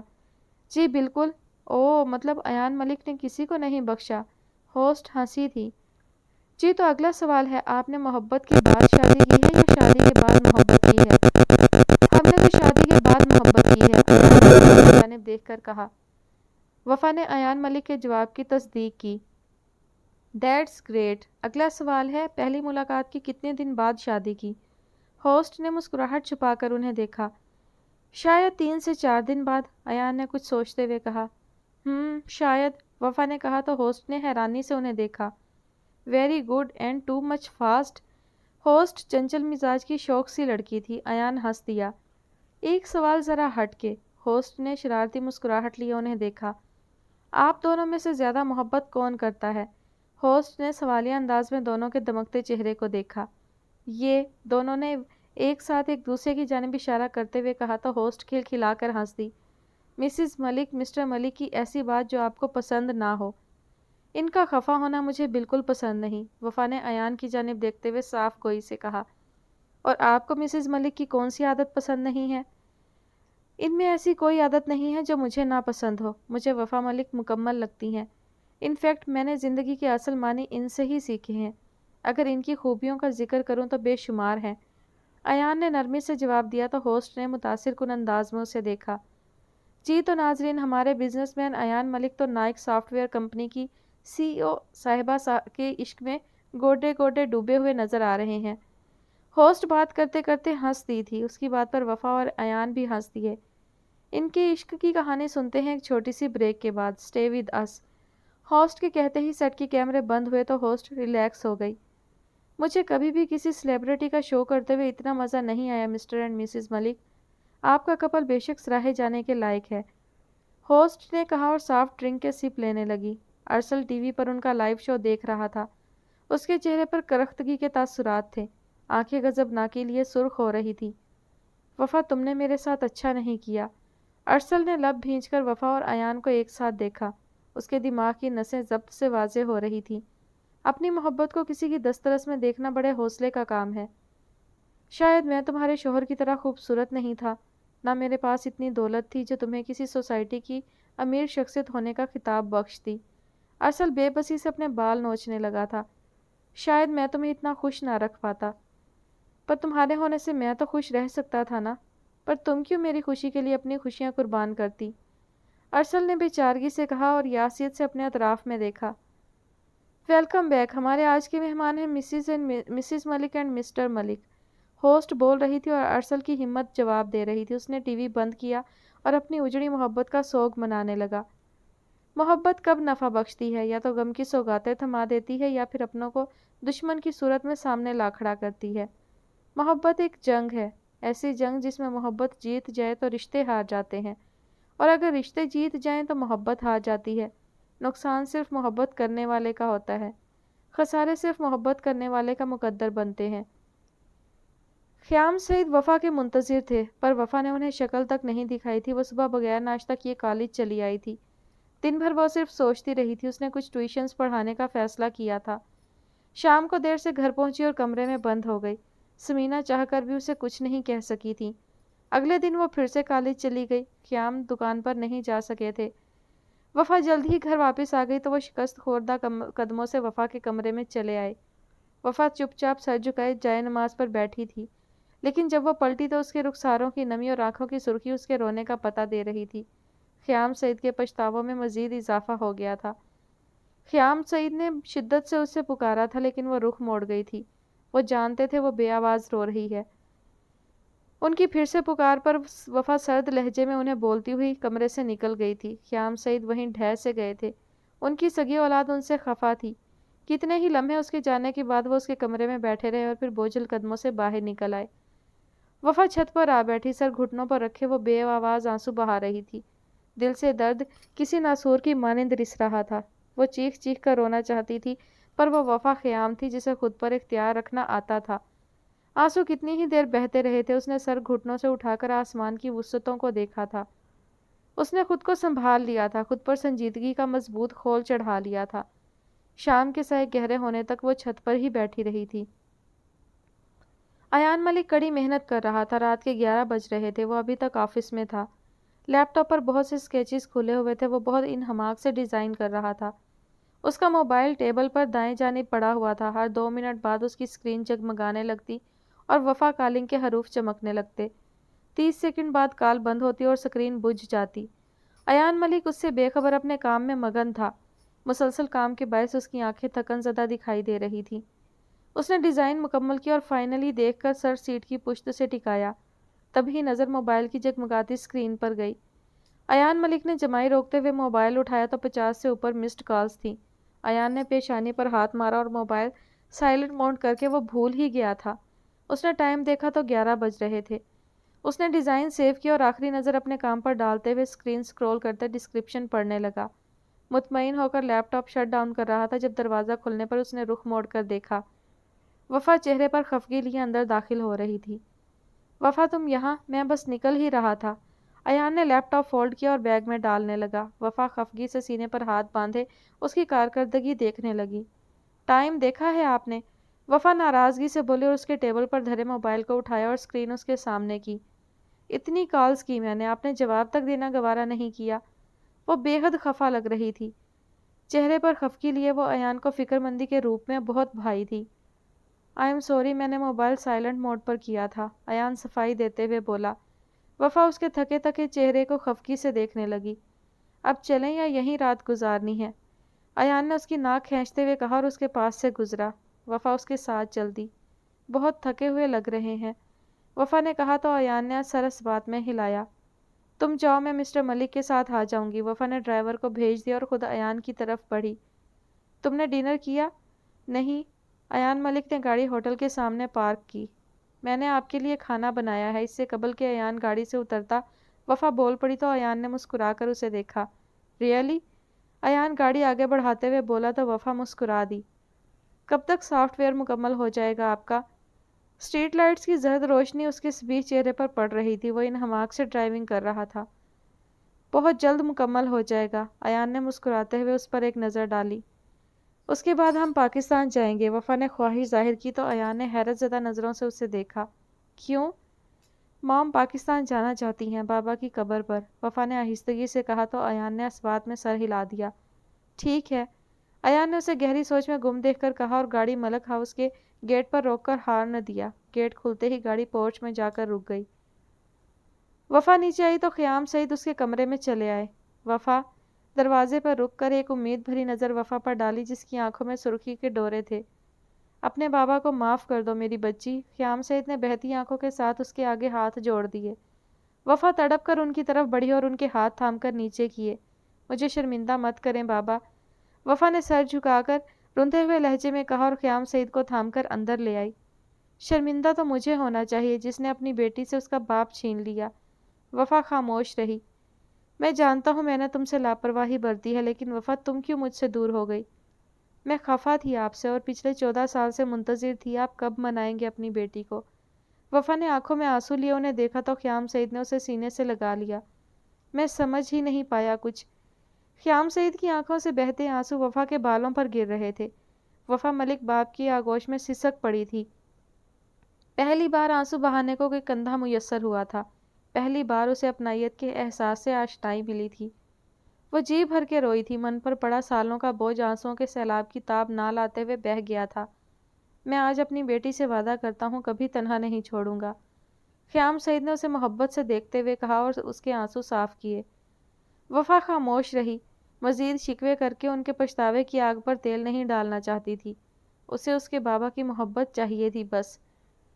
اب وہ اس محبت کو کھونا نہیں چاہتی تھی۔ زندگی جس کڑی دھوپ کے سفر میں محو سفر تھی، خیام سعید اس کھڑی دھوپ میں گھنے سائے کی مانند آ گئے تھے، لیکن وہ نہیں جانتی تھی یہ سایہ مختصر وقت کے لیے ہے۔ ایک ہفتے بعد وہ ریزارٹ میں داخل ہوئے تو کیمروں کی کلک کلک کی آوازیں گونجنے لگیں۔ میڈیا کا جم غفیر ان کی گاڑی کو گھیرے ہوئے تھا۔ گریش بلیک 4 پیس سوٹ زیب تن کیے ایان ملک کے وجیح چہرے پر کامیابی کی چمک تھی۔ سحر انگیز شخصیت لیے وہ وجاہت کا شاہکار لگ رہا تھا، ایسی آن بان کے شاید کینیڈا کی ریاست کا شہزادہ تھا۔ اس کے دائیں جانب وفا ملک ایان ملک کی بیوی ہونے کی حیثیت سے پورے اعتماد انداز میں کھڑی تھی۔ وفا ملک گریش بلیک ساڑی زیب تن کیے بھورے آبشاری بال سٹریٹ کر کے کمر پر چھوڑے ہوئے تھی۔ اس کے لمبے بالوں نے اس کی کمر ڈھانپ رکھی تھی۔ نفاست سے کیے گئے میک اپ میں وہ کیلگری کی بزنس وومن لگ رہی تھی۔ مسٹر ملک آج آپ کے سافٹ ویئر کی لانچنگ ہے، آپ کو کیسا لگ رہا ہے؟ مسٹر ایان ملک، کیا آپ کو یقین ہے آپ کا سافٹ ویئر پچھلے سافٹ ویئر کی طرح کامیابی کی منزل طے کرے گا؟ کیا آپ کے سافٹ ویئر کی تکمیل میں نائک سافٹ ویئر کمپنی کا بھی کردار ہے؟ میڈیا کے رش کو چیر کر آگے بڑھ رہے تھے جب وفا ملک نائک کمپنی کے نام پر پلٹی۔ یہ software Malik software company کے آنر مسٹر ایان ملک کی انتھک محنت پر تکمیل تک پہنچا ہے۔ یہ ان کا ڈریم پروجیکٹ ہے جس پر انہوں نے پچھلے 1 سال سے انتھک محنت کی ہے، وفا ملک پورے اعتماد لہجے میں بول رہی تھی۔ ایان چہرے پر مسکراہٹ لیے اس کے ساتھ کھڑا تھا۔ ان کی اس کامیابی میں نائک کمپنی کا کوئی ہاتھ نہیں، وفا نے کہہ کر ایان کی جانب محبت پاش نظروں سے دیکھا اور اس کا ہاتھ تھامے واپس ریزارٹ کی طرف پلٹ گئی۔ میم رکیے، کیا آپ نائک کمپنی کی CEO کی حیثیت سے یہاں آئی ہیں؟ رپورٹر کے سوال پر اب کی بار ایان ملک پلٹا تھا۔ وفا ملک جب ایان ملک کے ساتھ ہوگی صرف ایان ملک کی وائف ہوگی، مائک تھام کر سنجیدگی سے کہتے ہوئے اس نے پھر مائک رپورٹر کی جانب اچھالا اور واپس پلٹ گیا۔ میڈیا کے رپورٹرز اپنے اپنے کیمروں کے سامنے آ کر کوریج دینے لگے۔ ریزارٹ کے اندر کیلگری کے تمام امراء موجود تھے۔ آکاش ملک نے فخر سے اپنے لختے جگر کو دیکھا تھا جس کی کامیابی نے انہیں بہت شہرت اور عزت بخشی تھی۔ اس تقریب کی لائیو ریکارڈنگ چل رہی تھی۔ وفا اور ایان سب سے ملتے ہوئے سٹیج تک پہنچے تھے۔ سٹیج پر پہنچ کر ایان ملک نے اپنے سافٹ ویئر کی افادیت سے آگاہ کیا اور اسے صرف حساس اداروں کے لیے مخصوص کر دیا۔ وفا نے فخر سے اس شخص کو دیکھا۔ وفا بہت بہت مبارک ہو بیٹا، ساریہ نے اسے محبت سے گلے لگایا۔ مام مجھے یقین نہیں ہوتا کبھی کبھی ایان ملک جیسا انسان میرا ہم سفر ہے، وفا نے محبت سے ایان کو دیکھتے ہوئے کہا جو پوری پارٹی پر چھایا ہوا تھا۔ کئی نظروں میں ان کے لیے رشک تھا تو کئی نظریں وفا ملک کو حسد سے دیکھ رہی تھی، لیکن ایان ملک کو حسد سے دیکھنے والی نگاہ صرف عفان محسن کی تھی۔ کانگریٹس مس وفا، عفان محسن نے مسکراتے ہوئے وفا کی جانب ہاتھ بڑھایا۔ تھینکس مسٹر عفان، وفا نے مسکرا کر کہا تو عفان محسن نے خفیف ہوتے ہوئے ہاتھ ہٹا لیا۔ اینا نے LED آن کی اور چینل سرچنگ کرنے لگی کہ ایک نیوز چینل پر ایان ملک کو دیکھ کر اس کے ہاتھ بے اختیار رک گئے۔ وہ اسٹیج پر کھڑا اپنی سحر انگیز شخصیت سے سب پر جادو کر رہا تھا۔ اینا کے دل کی ساری بیٹس ایک ساتھ ہی مس ہوئی تھی۔ اس نے بنا پلکیں جھپکائے اس مغرور شخص کو دیکھا جس نے 1000 بار اس کے معصوم دل کے ٹکڑے کیے تھے، لیکن پھر بھی اس کے دل پر شان سے براجمان تھا۔ اینا کی آنکھیں نم ہونے لگی تھی۔ ایان ملک، میں نے کتنا چاہا تھا تمہیں۔ وہ اس کے حواسوں پر سوار ہو رہا تھا۔ پارٹی رات گئے تک ختم ہوئی تو ساریہ وفا کے ساتھ ہی ملک ہاؤس چلی آئی۔ وفا نے ان کے لیے گیسٹ روم کھلوا دیا۔ مام، مجھے خوشی ہے آپ میرے پاس رکنے کے لیے آئی ہیں، وفا ساریہ کے گلے میں باہیں ڈالتے ہوئے بولی۔ میں چینج کر کے آتی ہوں مام، وفا اٹھتے ہوئے بولی اور کمرے سے نکل گئی۔ ایان ہلکے پھلکے ٹراؤزر شرٹ میں ملبوس بیڈ پر لمبی ٹانگیں کیے گود میں لیپ ٹاپ رکھے ہوئے تھا۔ وفا نے چینج کیا، واپس نکلی تو اسٹریٹ بال اب بھی کمر ڈھانپے ہوئے تھے۔ کالے رنگ کے پرنٹڈ سوٹ میں اس کی دودیا رنگت سیاہ رات میں چاند کی مانند چمک رہی تھی۔ ایان نے نظر اٹھا کر اس کے دمکتے چہرے کو دیکھا۔ وفا نے بال ٹھیک کیے اور کندھے پر دوپٹہ رکھتی باہر نکلنے لگی جب ایان کی آواز نے اس کے قدم جکڑے۔ کہاں جا رہی ہو وفا؟ مام کے پاس۔ ایان نے وال کلاک پر نظر ڈالی، رات کے 2 بج رہے تھے۔ ٹائم بہت ہو گیا ہے، انہیں آرام کرنے دو، ایان نرمی سے بولا تو وفا نہ چاہتے ہوئے بھی پلٹ آئی۔ آپ بھی سو جائیں اب۔ ایان نے رخ موڑ کر اسے دیکھا اور بیڈ کی پشت سے سر ٹکائے اسے دیکھنے لگا۔ جو حکم آپ کا مسز ملک۔ لیپ ٹاپ بند کر کے اس نے سائڈ پر رکھ دیا۔ وفا اس کے انداز پر بلش کر گئی۔ ایان ملک نے اسے قریب کیا اور سونے کے لیے لیٹ گیا۔ ایان آہستگی سے اس کے بھورے بالوں میں انگلیاں چلاتے ہوئے باتیں کر رہا تھا، جبکہ وہ اس کی مہک کو نتنوں کے ذریعے اندر اتارتی نیند کی وادیوں میں اترنے لگی۔ میں سوچ رہا ہوں 2-3 دن تک پاکستان چلتے ہیں، پھر مجھے امریکہ بھی جانا ہے کچھ دن کے لیے پروجیکٹ سائن کرنے، شاید وہاں 1 مہینہ لگ جائے۔ ایان اس سے باتیں کر رہا تھا اور وہ گہری نیند میں چلی گئی تھی۔ وفا، ایان نے پکارا اور اچنبے سے اسے دیکھا۔ ایان ملک فرصت سے اسے دیکھنے لگا۔ میری جان، پیشانی پر لب رکھ دیے۔ وفا اس کے ہونٹوں کے لمس سے کس مسائی اور پھر سے پرسکون نیند میں کھو گئی۔ بالکل اپنے نام کی طرح وفا کا پیکر ہو۔ ایان ملک اسے والہانہ انداز میں دیکھ رہا تھا۔ میری زندگی میں کامیابیوں کا زینہ ہو، میری زندگی کو مکمل کرنے والی میری ہمسفر۔ ایان نے اس کے گرد بازو حائل کی اور آنکھیں موند لی۔ جلد ہی وہ گہری نیند میں چلا گیا۔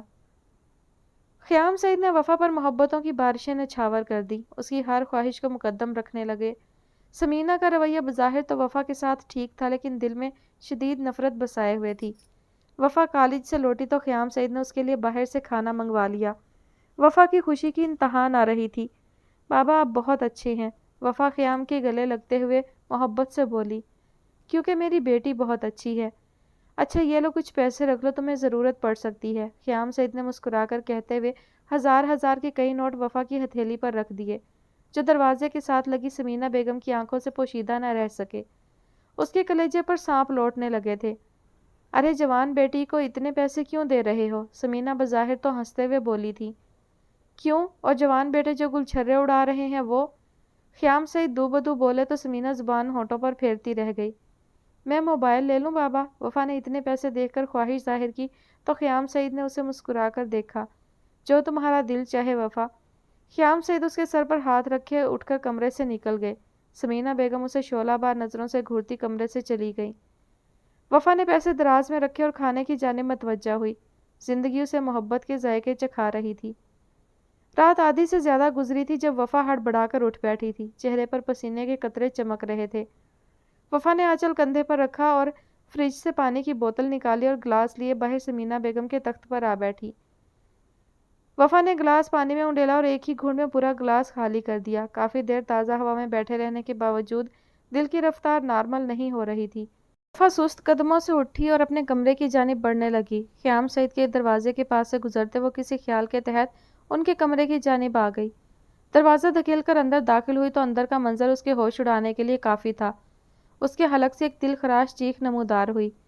وفا حلق کے بل چلاتی ہوئی خیام کی جانب بڑھی جو زمین پر ہوش و خرد سے بیگانہ پڑے تھے، جبکہ بیڈ پر سوئی ہوئی سمینہ بے خبر تھی۔ وفا کی دل خراش چیخ سے سب دہلتے ہوئے آئے تھے۔ بابا پلیز آنکھیں کھولیں۔ وفا روتے ہوئے ان کے موبائل سے ایمبولینس کو کال کرنے لگی۔ رات کے سناٹے میں 10 منٹ میں ایمبولینس کا دل دہلا دینے والا ہارن ان کے گیٹ پر گونج رہا تھا۔ وفا نے اجلت میں وہی پیسے اٹھائے اور خیام کے ساتھ ایمبولینس میں جا بیٹھی۔ آنسو تواتر سے اس کے رخسار بھگو رہے تھے۔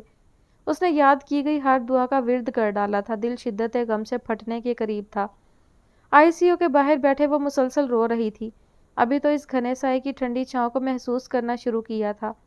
ابھی تو محبت کے ذائقوں کی عادت بھی نہیں ہوئی تھی۔ صبح تک خیام سعید کو روم میں شفٹ کر دیا گیا تھا۔ سول ہسپتال ہونے کی وجہ سے علاج مفت ہوا تھا، لیکن دواؤں کے لیے وفا کے پیسے خرچ ہو گئے تھے۔ وہ خیام سعید کے پاس بیٹھی مسلسل آنسو بہا رہی تھی۔ سفید رنگت میں سرخی گھل گئی تھی۔ آنکھوں کے پپوٹے سوج گئے تھے۔ خیام سعید کو ابھی تک ہوش نہیں آیا تھا۔ ڈاکٹرز کے مطابق جیسے ہی دواؤں کا نشہ اترا وہ ہوش میں آئیں گے۔ 9 بجے کے قریب سمینہ بیگم کمرے میں داخل ہوئی اور آتے ہی بین ڈالنے شروع کر دیے۔ ہائے میں لٹ گئی، میرے سہاگ کو کس کی نظر لگ گئی، میرے سر کے تاج، میری جان بھی قربان۔ وہ مزید سینہ کوبی کرتی کہ نرس داخل ہوئی اور انہیں کڑی نظروں سے گھورتے ہوئے دیکھا۔ یہ ہسپتال ہے بی بی، یہاں شور مت کریں، نرس تیکھے لہجے میں کہہ کر جا چکی تو سمینہ بیگم نے نہ آنے والے آنسو پونچھے اور بیٹھ گئی۔ زہیب کمرے سے نکل گیا۔ وفا کی نظریں مسلسل خیام سعید کے عمر رسیدہ چہرے کا طواف کرتی تواتر سے اشک پرور تھیں۔ سمینہ چپ چاپ بیٹھی رہی۔ اس کے دل میں خیام سعید کا ذرہ برابر بھی دکھ نہیں تھا۔ وہ خیام سعید کی زندگی کا ایک فالتو اضافہ تھی، جسے زبردستی اس کی زندگی میں شامل تو کر دیا گیا تھا، لیکن کبھی وہ اپنا مقام اور حقوق حاصل نہیں کر پائی تھی۔ خیام سعید اسے قبول ہی نہیں کر پائے تھے۔ نرس چیک اپ کرنے کے لیے آئی تو وفا کی اشک بہاتی آنکھوں کو ترہم بھری نگاہوں سے دیکھا۔ میں جانتی ہوں ایک بیٹی کے لیے باپ کو اس حال میں دیکھنا آسان نہیں ہوتا، پر تمہیں صبر کرنا ہوگا۔ نرس نے شفقت سے اس کے سر پر ہاتھ پھیرا۔ میں نے ان کے معاملے میں بہت صبر کیا ہے، مزید کی گنجائش اور ہمت دونوں ہی نہیں، وفا نے سسکتے ہوئے کہا تھا۔ بابا اٹھ جائیں پلیز۔ وفا نے روتے ہوئے خیام سعید کے ہاتھ کو تھام کر اس پر سر رکھ لیا۔ اب بند کرو یہ منحوسیت پھیلانا، مر نہیں گیا تمہارا باپ جو تمہارا رونا ہی بند نہیں ہو رہا۔ سمینہ بیگم تڑک کر بولتی نخوت سے منہ پھیر گئیں تو وفا کا کلیجہ گویا منہ کو آ گیا تھا۔ آپ اتنی ظالم کیسے ہو سکتی ہیں؟ وفا نے دکھ سے انہیں دیکھ کر کہا۔ اپنی زبان قابو میں رکھو لڑکی، باپ کی حمایت ملنے پر زیادہ اڑنے کی ضرورت نہیں ہے۔ وفا نے افسوس سے انہیں دیکھا۔ وفا، خیام سعید نے آہستگی سے آنکھیں کھولی اور وفا کو دیکھا۔ بابا آپ نے میری جان ہی نکال دی تھی۔ وفا ان کا ہاتھ چومتے ہوئے بولی۔ بس بیٹا، عمر کا تقاضا ہے، اس عمر میں ہسپتال کے چکر لگتے رہتے ہیں۔ آپ کو نروس بریک ڈاؤن ہوا ہے شدید ٹینشن کی وجہ سے۔ تم پریشان نہ ہو میری بچی۔ خیام سعید نے اس کے سر پر شفقت سے ہاتھ پھیرا۔ کیسی طبیعت ہے تمہاری؟ سمینہ بیگم نے سرسری انداز میں پوچھا۔ ٹھیک ہوں، خیام سعید نے آہستگی سے جواب دیا اور آنکھیں موند لیں۔ 20 سال سے وہ خود سے محبت کی جنگ اندر ہی اندر لڑتے آ رہے تھے۔ پہلی محبت کو کھو دینے کا احساس انہیں اندر سے گھن کی طرح چاٹ گیا تھا۔ مسلسل سوچوں نے دماغ کو کمزور کر دیا تھا۔ کاش ساریہ تم میری مجبوری سمجھ لیتی۔ خیام سعید نے آنکھیں موند کر امڑتے آنسوؤں کو چھپا لیا۔ میں نے بے وفائی نہیں کی تھی۔ خیام سعید نے گہری سانس خارج کی اور کچھ سوچنے لگے۔ میں وفا کو کسی کی محتاج نہیں ہونے دوں گا، انہوں نے فیصلہ کر لیا تھا۔ شاید کہ مجھ سے نفرت کرتے کرتے تمہیں اپنی بیٹی سے بھی نفرت ہو گئی ہو ساریہ۔ میں وفا کو کبھی دھتکارے جانے کے دکھ سے نہیں گزرنے دوں گا۔ میں اسے کبھی تمہارے بارے میں نہیں بتاؤں گا۔ میں کبھی وفا کو تمہاری نفرت کی آگ میں جھلسنے نہیں دوں گا۔ بہت سہا ہے میری بیٹی نے، اب مزید نہیں۔ خیام سعید کے دماغ میں ایک کے بعد ایک سوچ جنم لے رہی تھی۔ میں نے محبت میں خیانت نہیں کی، میں نے سمینہ کو تمہارے مقام تک لا ہی نہیں پایا ساریہ۔ دیکھو تمہاری محبت نے مجھے وقت سے پہلے بوڑھا کر دیا۔ اب کی بار خیام سعید ضبط نہیں کر پایا تھا۔ آنسو اس کی آنکھوں سے پھسل کر کان کی لوؤں تک چلے گئے تھے۔ درد کی ایک لہر نے انہیں پھر سے جکڑا تھا۔ وہ نڈھال سے ہو گئے اور وفا کی سمت دیکھنے لگے جو ان حماق سے نماز ادا کر رہی تھی۔ اے میرے رب، میری وفا کو اس کے صبر کا صلہ دینا، اسے دائمی خوشیاں عطا کرنا، اسے ایسا ہم سفر عطا کرنا جو اس سے بے لوث محبت کرے۔ خیام سعید کے دل نے دعا کی تھی اور وہ دعا شاید عرش پر جا پہنچی تھی۔ Sky blue plain short frock کے ساتھ وائٹ جینز پہنے، گلے میں وائٹ سٹالر ڈالے وہ آئینے کے سامنے کھڑی اپنے خوبصورت لبوں کو لپسٹک سے مزین کر رہی تھی۔ ایان صوفے پر بیٹھا اس کا منتظر تھا۔ وہ اس کی ہر حرکت بغور دیکھ رہا تھا، گویا وفا ملک کو دیکھنا بہت ضروری کام تھا۔ وفا نے آئینے میں سے اسے مسکرا کر دیکھا اور سینڈل لیے بیڈ پر آ بیٹھی۔ چلیں؟ وفا نے موبائل اٹھایا اور ایان ملک کی جانب دیکھا۔ اگر کچھ رہتا ہے تو وہ بھی کر لو، میں ویٹ کر لیتا ہوں، ایان نے نارمل لہجے میں کہا تو وفا ہنس دی۔ شیور۔ وہ کندھے اچکا کر اسے ستانے کو پلٹی تھی کہ ایان ملک نے اس کی کلائی تھامی اور کھینچتے ہوئے کمرے سے باہر لے گیا۔ وفا کھلکھلا کر ہنستی اس کے ساتھ چلنے لگی۔ وائٹ 4 پیس سوٹ زیبتن کیے جس کی شرٹ وفا ملک کی شرٹ سے میچ کرتی تھی، کلائی پر قیمتی گھڑی، پیروں میں برانڈڈ شوز، وجیح چہرے پر چھائی سنجیدگی لیے وہ وفا ملک کا مسٹر ملک وفا کا دل دھڑکا رہا تھا۔ لکنگ ہینڈسم، وفا نے اس کے قدم سے قدم ملا کر کہا تو ایان ملک کے ساکت لبوں کی سطح پر مسکراہٹ کھیلنے لگی۔ گھر والوں سے مل کر وہ گاڑی میں آ بیٹھے۔ وفا کا موبائل بجنے لگا تھا۔ ساریہ کی کال تھی۔ السلام علیکم موم، وفا نے خوشگواریت سے کہا۔ جی ہم لوگ ایئرپورٹ کے لیے نکل رہے ہیں۔ Okay see you soon. I am so happy, Wafa نے ایان ملک کے کندھے پر سر رکھا تھا۔ I always try to make you happy Mrs Malik, Ayan نے اس کے بھورے بالوں سے اٹھتی خوشبو کو اپنے اندر اتارتے ہوئے کہا۔ ریئلی؟ اینی ڈاؤٹ مسز ملک؟ نو، وفا نے نفی میں سر ہلایا تو اس کے بال دائیں بائیں ہلنے لگے۔ لو یو مسٹر ملک، وفا نے اس کے چہرے کو دیکھتے ہوئے پہلی بار اقرار کیا تھا۔ ایان ملک کے لب مسکرا اٹھے اور چہرہ کھلکھلا اٹھا۔ لو یو ٹو مسز ملک، واپس چلیں؟ ایان ملک نے شرارت سے سرگوشی کی تو وفا اسے پرے دھکیلتے ہوئے خفگی سے رخ موڑ کر بیٹھ گئی۔ ایان ملک کا قہقہا گاڑی میں گونج گیا۔ ڈرائیور نے اچنبھے سے انہیں دیکھا۔ گاڑی ایئرپورٹ پر رکی تو ایان ملک وفا کے ساتھ پارکنگ سے نکل کر ساریہ کی جانب بڑھنے لگا۔ مجھے لگا شاید تم دونوں نے ارادہ بدل لیا ہے، ساریہ نائک مسکراتے ہوئے بولی تھی۔ آپ کی بیٹی کے ارادے کچھ ٹھیک نہیں لگ رہے تھے، ایان زومانی لہجے میں بولا تو وفا نے منہ پھلا کر اسے دیکھا۔ میرے ارادے یا آپ کے؟ وفا نے کمر پر ہاتھ رکھتے ہوئے کہا تو ایان اس کے انداز پر ہنس دیا۔ چلیں ورنہ فلائٹ مس ہو جائے گی، ایان اسے بازو سے پکڑ کر آگے دھکیلتے ہوئے بولا۔ بہت برے ہیں مسٹر ملک۔ برا بن کے دکھاؤں گا، ایان نے دائیں آنکھ کا کونا دبایا تو وفا کا حیرت سے منہ کھل گیا۔ وہ وہیں ساکت ہو گئی۔ یہ میرے مسٹر ملک تو نہیں ہے، وفا نے ایان کو واپس آتے دیکھ کر کہا۔ جانے من آپ نے ہی بدلا ہے، ایان اسے ستانے کے موڈ میں لگ رہا تھا۔ وفا نے آنکھیں جھپکا کر اسے دیکھا اور اس کے ساتھ ہو لی۔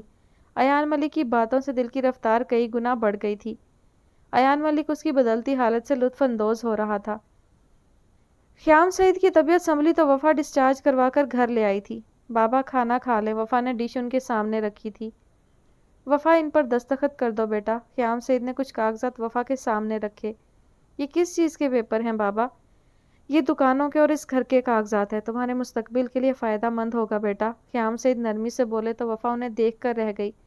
مجھے ان کی ضرورت نہیں ہے بابا، اگر آپ میری خوشی چاہتے ہیں تو مجھے میری ماں کے بارے میں بتا دیں بس، وفا نے ملتجی نظروں سے انہیں دیکھتے ہوئے کہا۔ بیٹا ان زخموں کو مت کریدو جنہیں سینے میں مجھے برسوں لگے، پر میں مکمل سی نہیں پایا۔ میں نہیں چاہتا تم اس کی بے رخی کا دکھ سہو، میری بچی، خیام سعید نے اس کے سر پر ہاتھ پھیرتے ہوئے شفقت سے کہا۔ میں نے سوتیلی ماں کا دکھ سہن کر لیا بابا تو سگی ماں کی بے رخی بھی سہ لوں گی، وفا نے التجا کی تھی۔ اگر مجھے زندہ دیکھنا چاہتی ہو تو دوبارہ اس کا ذکر مت کرنا میری بچی، میرا دل دماغ پھٹنے لگتا ہے، خیام سعید نے درد سے کہتے ہوئے کنپٹی مسلی تھی۔ وفا نے دراز سے گولی نکال کر ان کی ہتھیلی پر رکھی اور پانی کا گلاس تھمایا۔ ٹھیک ہے میں ذکر نہیں کروں گی، آپ خود کو تکلیف نہ دیں، وفا نے ضبط سے کہا اور انہیں کھانا کھلانے لگی۔ ان پر دستخط کرو اور انہیں سنبھال کر رکھ لو، میرے بعد یہ تمہیں معاشی طور پر گرنے نہیں دیں گے، خیام سعید نے کہا تو وفا نے دستخط کیا اور کاغذ اپنے کمرے میں لے گئی۔ خیام سعید کھانے سے فراغت پا کر لیٹ گئے اور پرسکون نیند سو گئے۔ ان کے کندھوں سے بوجھ ہلکا ہو چکا تھا۔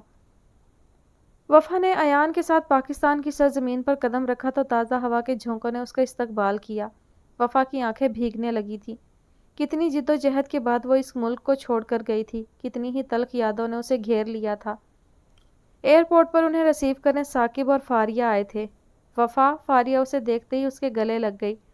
وفا نے اسے حیرانگی سے دیکھا اور خود میں بھینچ لیا۔ ایان بھائی کیسے ہیں آپ؟ فاریہ اس کی جانب مڑی تھی۔ مجھے اگر پتا ہوتا تم مسٹر کھڑوس کی بیوی ہو یقیناً تم سے ملنے آ جاتی میں۔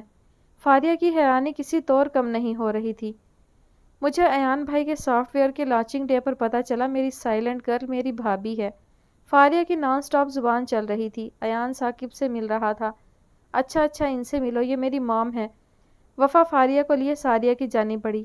Hello aunty, welcome to Pakistan بھابی، ثاقب نے عزت سے کہا تو وفا شکریہ کہتے ہوئے ایان کے ساتھ گاڑی کی جانب بڑھی۔ ویسے تمہیں تو امریکہ ہونا چاہیے تھا، ایان نے نان سٹاپ بولتی فاریہ کو مخاطب کیا۔ اشر کچھ دن سکون سے رہنا چاہتا تھا، تبھی اسے واپس ہمارے پاس بھیج دیا، ثاقب نے مسکراہٹ ضبط کر کے کہا تو فاریہ چلا اٹھی۔ واقعی اشر کا بھی ایسے ہی سر کھاتی ہو فری، ایان نے مڑ کے فاریہ کے دھواں دھواں چہرے کو دیکھ کر کہا۔ آپ کی بیوی میری دوست ہے ایان بھائی، اس لیے مجھ سے دشمنی مول نہ ہی لیں تو اچھا ہے، فاریہ نے کہا تو ایان ہنس دیا۔ میری بیوی تمہاری طرح عقل سے پیدل نہیں ہے، ایان نے اس کی طرف دیکھ کر کہا تو وفا نے ایان کی طرف خفگی سے دیکھا۔ مسٹر ملک، وفا نے اسے آنکھیں دکھائی۔ میں تم دونوں کی شکایت لگا دوں گی، فاریہ نے منہ پھلا کر کہا۔ کس سے؟ اشر سے؟ اب کی بار ثاقب نے اسے چھیڑا۔ میں یہیں سے امریکہ چلی جاؤں گی بھائی، فاریہ نے ناراضگی سے کہا۔ اچھا سوری، ایان نے کہا تو فاریہ نے احسان مانتے ہوئے سر ہلایا اور پھر سے وفا کے ساتھ باتوں میں مشغول ہو گئی۔ وفا کے گریجویشن کے ایگزامز ہو چکے تھے، وہ خیام سعید کا بہت خیال رکھنے لگی تھی۔ وفا نے فجر کی نماز ادا کی اور کچن میں آ کر خیام کے لیے تازہ جوس بنایا، جگ گلاس کے ہمراہ ڈش میں رکھا اور ان کے کمرے کی طرف چلی آئی۔ دروازہ دھکیل کر اندر داخل ہوئی تو وہ سو رہے تھے، ان کے چہرے پر سکون کی گہری چھاپ تھی۔ بابا، وفا نے ڈش سائڈ پر رکھی اور انہیں پکارنے لگی۔ وفا نے ذرا زور سے پکارا پر وہ ٹس سے مس نہ ہوئے۔ وفا نے اچنبے سے انہیں دیکھا، وہ ایک آواز پر اٹھ جایا کرتے تھے۔ وفا نے ان کے بازو پر ہاتھ رکھا تو دل نے خطرے کی گھنٹی بجائی۔ ان کا بازو بہت سرد تھا، وفا نے انہیں ہلایا تو وہ ساکت ہی رہے۔ بابا، وفا نے دہشت زدہ نظروں سے انہیں دیکھتے ہوئے ان کا چہرہ ہلایا تو وہ دائیں سے بائیں ڈھلک گیا۔ وفا کا دل سکڑ گیا تھا، آواز حلق میں اٹک گئی تھی، سانس تھم گئی۔ بابا، وفا نے ان کا چہرہ تھام لیا جو برف کی مانند سرد ہو رہا تھا۔ وفا حلق کے بل چلائی تھی۔ بابا، آپ کو کیا ہو گیا؟ وہ ان کے سینے پر سر رکھ کر بلک رہی تھی۔ سمینہ، شعیب، زہیب اور فرح دوڑتے ہوئے آئے تھے۔ بابا اٹھ جائیں نا، وفا نے ان کا چہرہ تھپ تھپایا۔ شعیب نے آگے بڑھ کر اسے وہاں سے ہٹایا۔ شعیب بھائی، بابا کو اٹھائیں پلیز، وفا بلک رہی تھی۔ محلے میں اعلان ہو گیا تھا، ان کی میت کو صحن میں رکھ دیا گیا۔ وفا بلک رہی تھی، سسک رہی تھی، اپنے اکلوتے رشتے کے چھن جانے پر ماتم کر رہی تھی۔ فوزیہ بیگم نے اسے سینے سے لگایا تھا لیکن اس کا دکھ کسی طور کم ہونے کا نام نہیں لے رہا تھا۔ خیام سعید کو دفن کر دیا گیا، ان کی کل خوانی کے بعد سبھی واپس اپنے گھروں کو چلے گئے۔ فوزیہ بیگم اس کے پاس رک گئی تھی۔ وفا، کچھ کھا لو بیٹا، فوزیہ کھانا لیے اس کے پاس بیٹھی تھی۔ میں کیسے رہوں گی ان کے بغیر پھپھو، وہ پھر سے پھوٹ پھوٹ کر رو دی۔ 9 دن کے بعد فوزیہ بھی چلی گئی تو وفا کو خود کو سنبھالنا پڑا۔ اس نے عہد کر لیا کہ وہ اب اپنی ماں کو ڈھونڈ کر رہے گی۔ سمینہ کا رویہ اس کے ساتھ پہلے سے بدتر ہو گیا تھا۔ وفا ثاقب کے آفس آئی اور اسے تفصیل سے آگاہ کیا۔ آپ کے لیے بہتر ہے آپ پیپر میرج کے ذریعے چلی جائیں، ثاقب نے مشورہ دیا اور وہ رد کر کے واپس چلی آئی۔ اس نے دونوں دکانیں اچھی قیمت پر بیچی اور پیسے اکاؤنٹ میں رکھ لیے۔ ایان ملک وفا اور ساریہ کے ہمراہ ثاقب ملک کے ہمراہ گھر پہنچا تو ان کا شاندار استقبال کیا گیا۔ ثاقب کی والدہ یعنی کہ ایان ملک کی تائی جان اور تایا جان نے کھلے دل سے ان کا استقبال کیا۔ کیسی ہیں آپ تائی جان؟ ایان صوفے پر بیٹھتے ہوئے بولا۔ اللہ کا لاکھ لاکھ شکر ہے بچے، یہ میری بیوی ہیں وفا اور یہ ان کی والدہ ہیں ساریہ نائک۔ ایان نے دونوں کا تعارف کروایا تو انہوں نے مسکراتے ہوئے خوش آمدید کہا۔ چھپ کر شادی کر لی، تم نے بتایا تک نہیں ایان، تایا جان نے شکوہ کیا تو ایان ہنس دیا۔ بتایا تھا آکاش نے، تم نے ان سے بھی چھپ کر شادی کی، تایا جان نے کہا تو ایان نے ثاقب کی جانب دیکھا۔ میری شادی آپ کے بیٹے نے زبردستی کروائی تھی، ایان ثاقب کی سمت اشارہ کرتے ہوئے بولا۔ میں نے تو صرف ہمدردی کی تھی، وہ بھی وفا کے ساتھ، مجھے کیا خبر تھی تم قابض ہو جاؤ گے، ثاقب نے کہا تو اظہار ملک نے حیرت سے ثاقب کو دیکھا۔ مطلب تمہاری بیوی پاکستان سے ہے؟ تبھی آکاش کہہ رہا تھا تمہاری ناک کے نیچے شادی کر کے آ گیا ہے میرا لاڈلا۔ اظہار ملک کو اپنے بھائی آکاش ملک کی بات یاد آئی تو سمجھ گئے۔ وفا خاموشی سے ان کی باتیں سن رہی تھی۔ بیٹا فریش ہو جاؤ، کھانا لگوا دیتی ہوں، تائی جان نے شائستگی سے کہا۔ جی تائی جان، ایان ملک وفا کے ساتھ اٹھتے ہوئے بولا۔ گلبانو، بیبی کو گیسٹ روم میں چھوڑ کے آؤ۔ سائمہ ملک کی آواز پر ملازمہ ساریہ نائک کو گیسٹ روم میں لے گئی۔ ایان وفا کو اسی کمرے میں لے آیا جہاں وہ آ کر ٹھہرا کرتا تھا۔ کمرہ بے حد نفیس تھا، جہازی سائڈ بیڈ کے اوپر ایان ملک کی تصویر آویزاں تھی۔ چینج کر لو وفا، ایان شلوار قمیض زیب تن کیے نکلا اور اس کی تصویر میں کھوئی وفا کو پکارا۔ خود آئینے کے سامنے رکا اور بال برش کرنے لگا۔ وفا بھی چینج کرنے کے لیے واش روم کی جانب بڑھ گئی۔ فریش ہو کر نیچے آئے تو بڑے سے ڈائننگ ہال میں لمبے ڈائننگ ٹیبل پر کھانا چنا ہوا تھا۔ وفا، یہ ہمارے دادا جان کا گھر تھا جب سب اکٹھے ہوتے تھے، ہم اسی ٹیبل پر بیٹھ کر کھانا کھایا کرتے تھے۔ ایان وفا کے لیے کرسی کھینچتے ہوئے بتا رہا تھا۔ سائمہ ملک اس کی بات پر مسکرا دی۔ کافی لمبا عرصہ بیت گیا ہے، نہ پھپھو امریکہ سے لوٹی اور نہ آکاش چاچو کینیڈا سے آئے۔ ثاقب افسردگی سے بولتے ہوئے کھانا نکالنے لگا پلیٹ میں۔ آکاش کیوں نہیں آیا بیٹا؟ اظہار ملک نے ایان کی جانب دیکھتے ہوئے پوچھا۔ بزنس سے ٹائم خاصا مشکل کام ہے ان کے لیے نکالنا، ایان ہنستے ہوئے بولا۔ ہماری خواہش ہے یہیں شفٹ ہو جاؤ، سب مل کر زندگی کے 4 دن ہنس بول کر گزار لیں۔ عمر کے آخری حصے میں زندگی کب دگا دے جائے کیا خبر ہے؟ اظہار ملک بولے۔ بابا کیسی باتیں کر رہے ہیں؟ فاریہ نے ناراضگی سے ان کا اترا ہوا چہرہ دیکھا۔ ساریہ نائک کے آتے ہی کھانا شروع کیا گیا۔ وفا ثاقب کے آفس گئی تو وہاں پہلے سے ایک خوبرو شخص موجود تھا۔ وفا نظر انداز کیے بیٹھ گئی تو ثاقب نے اسے ایان کے متعلق بتاتے ہوئے پیپر میرج کے لیے زور دیا۔ وفا کچھ سوچتے ہوئے ایان ملک کے ساتھ پیپر میرج کے ذریعے کینیڈا آ گئی، اور یہاں سے شروع ہوا اس کی تلاش کا ایک سفر، ایک ایسا سفر جس کی منزل نے اسے دوہرے تحائف سے نوازا۔ ایان ملک کی ہمراہی نے اس کی تلاش کو پائے تک میل تک پہنچاتے ہوئے اسے زندگی میں خوش آمدید کہا۔ وفا وائٹ کاٹن کے سوٹ میں ملبوس وائٹ دوپٹے کو سر پر اوڑھے ایان ملک اور ساریہ نائک کے ساتھ قبرستان کی حدود میں داخل ہوئی۔ قبرستان کے دائیں جانب راہداری پر چلتے ہوئے خیام سعید کی مستقل رہائش گاہ پر پہنچے۔ قبر کی حالت ایسی تھی گویا برسوں سے کوئی اپنا ملنے نہیں آیا تھا۔ وفا نے بھیگی آنکھوں سے قبر کو دیکھا۔ اسے خیام سعید کی آخری دنوں کی محبت نے آپ دیدہ کر دیا تھا۔ دیکھیں بابا، میں نے ڈھونڈ لیا آپ کی ساریہ کو، وفا قبر کی سوکھی مٹی پر ہاتھ پھیرتے ہوئے بولی۔ آنسو اس کے رخساروں کو تر کر چکے تھے۔ دیکھیں بابا، مجھ سے وہ اتنی ہی محبت کرتی ہیں وہ جتنی آپ کرتے تھے۔ وفا کے آنسو قبر کی مٹی پر گر رہے تھے۔ ساریہ نائک ششدر سی قبر کے پاس بیٹھتی چلی گئی تھی۔ وہ بے یقین تھی اس کی محبت جسے وہ برسوں قبل چھوڑ کر گئی تھی یوں منو مٹی تلے ملے گی۔ ایک ہچکی ان کے گلے سے نکلی تھی۔ خیام، مجھ سے خطا ہو گئی، کاش میں آپ کو سمجھ پاتی۔ ان کا ضبط ٹوٹنے لگا تھا۔ وفا نے ان کے شانے پر ہاتھ رکھا۔ کاش وفا ہم ساتھ ساتھ زندگی گزارتے۔ ساریہ نائک اس کے گلے لگ کر بلک دی تھی۔ زندگی پچھتاووں کی نظر ہونے لگی تھی۔ ایسے مت کہیے، جو منظور خدا ہوتا ہے وہی ہو کر رہتا ہے۔ ایان ان دونوں کے درمیان بیٹھا انہیں سینے سے لگا گیا۔ ساریہ نائک بہت دیر تک خیام سعید سے محو گفتگو رہیں۔ وفا نے ایان ملک کے ساتھ ان کی قبر کو تر کیا اور قبر کے اطراف میں کچھ پودے لگا دیے۔ اللہ حافظ بابا، میں پھر ملنے آؤں گی۔ وفا نے نم آنکھوں سے پلٹ کر دیکھا اور راہداری پر ایان ملک کے سنگ قبرستان سے نکل آئی۔ ان کا رخ وفا کے آبائی گھر کی جانب تھا۔ وفا ایان ملک کے ساتھ فرنٹ سیٹ پر شان سے براجمان تھی۔ گاڑی محلے میں داخل ہوئی تو وفا کے ذہن میں کئی یادیں لوٹ کر آنے لگیں۔ انہی گلیوں میں اس نے زندگی کے 20 برس گزارے تھے۔ کچھ تلخ یادوں نے دل دکھا کر رکھ دیا تھا۔ یہ وہی گلیاں ہیں جہاں میں تمہیں لے کر آئی تھی اور پھر یہیں چھوڑ گئی تھی، ساریہ نائک غمزدہ لہجے میں بولی تو ان کی آنکھوں سے آنسو بہنے لگے۔ ایان ملک کے ذہن میں وفا کے ساتھ کیا گیا تشدد یاد آیا تو اس نے لب بھینچ لیے، اسٹیئرنگ پر گرفت مضبوط کر لی۔ گاڑی سیاہ گیٹ کے سامنے رکی تو وفا نے ایان کی طرف دیکھا اور گاڑی سے نکل آئی۔ گیٹ کھلا تو سامنے ارسل کھڑا تھا۔ ایان ملک کو وہ لمحوں میں پہچان گیا تھا۔ تم یہاں کیا کر رہے ہو؟ ارسل ناگواری لیے سخت لہجے میں بولا۔ ہم یہاں کیا کرنے آ سکتے ہیں ارسل؟ وفا ایان ملک کے پیچھے سے ہٹ کر سامنے آئی اور اسے ایک جانب ہونے کا اشارہ کیا۔ چلیے مسٹر ملک، وفا نے کہا تو ایان ملک ارسل کے پاس سے گزرتے ہوئے اندر داخل ہوا۔ وفا، تم کیسی ہو؟ ارسل کا لہجہ لمحوں میں خوشگوار ہوا۔ ٹھیک ہوں، وفا مسکرائی اور ساریہ نائک کو لیے اندر داخل ہوئی۔ وفا میری بچی، فوزیہ اسے دیکھ کر نہال ہو گئی۔ پھپھو، وفا خوش دلی سے ان کے گلے لگی۔ سمینا، شعیب، زہیب، فرح اور شعیب کی بیوی حیرت سے وفا کو دیکھ رہی تھی۔ وفا خوش دلی سے سب سے ملی۔ وفا، تم نے اپنی ماں کو ڈھونڈ لیا؟ فوزیہ بیگم ساریہ کے ہاتھ تھامے انہیں چارپائی تک لائیں اور بٹھا کر بولی۔ تم تو آج بھی بالکل ویسی ہو جیسی 25 سال پہلے تھی۔ فوزیہ ساریہ کے رخسار پر ہاتھ رکھتے ہوئے محبت سے بولی۔ ساریہ کی آنکھیں بہنے لگیں۔ ایان وفا کے ساتھ دوسری چارپائی پر بیٹھ گیا۔ فرح نے ستائش جبکہ ارسل نے حسد سے ایان ملک کو دیکھا۔ وفا اٹھ کر خیام سعید کے کمرے میں چلی آئی لیکن وہاں زہیب کا راج تھا، ہر طرف اس کی تصویریں تھیں۔ وفا مایوسی سے لوٹ آئی۔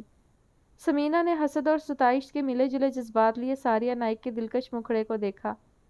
میرے خیام کی محبت ہو تم۔ فوزیہ نے ساریہ کو گلے سے لگا لیا۔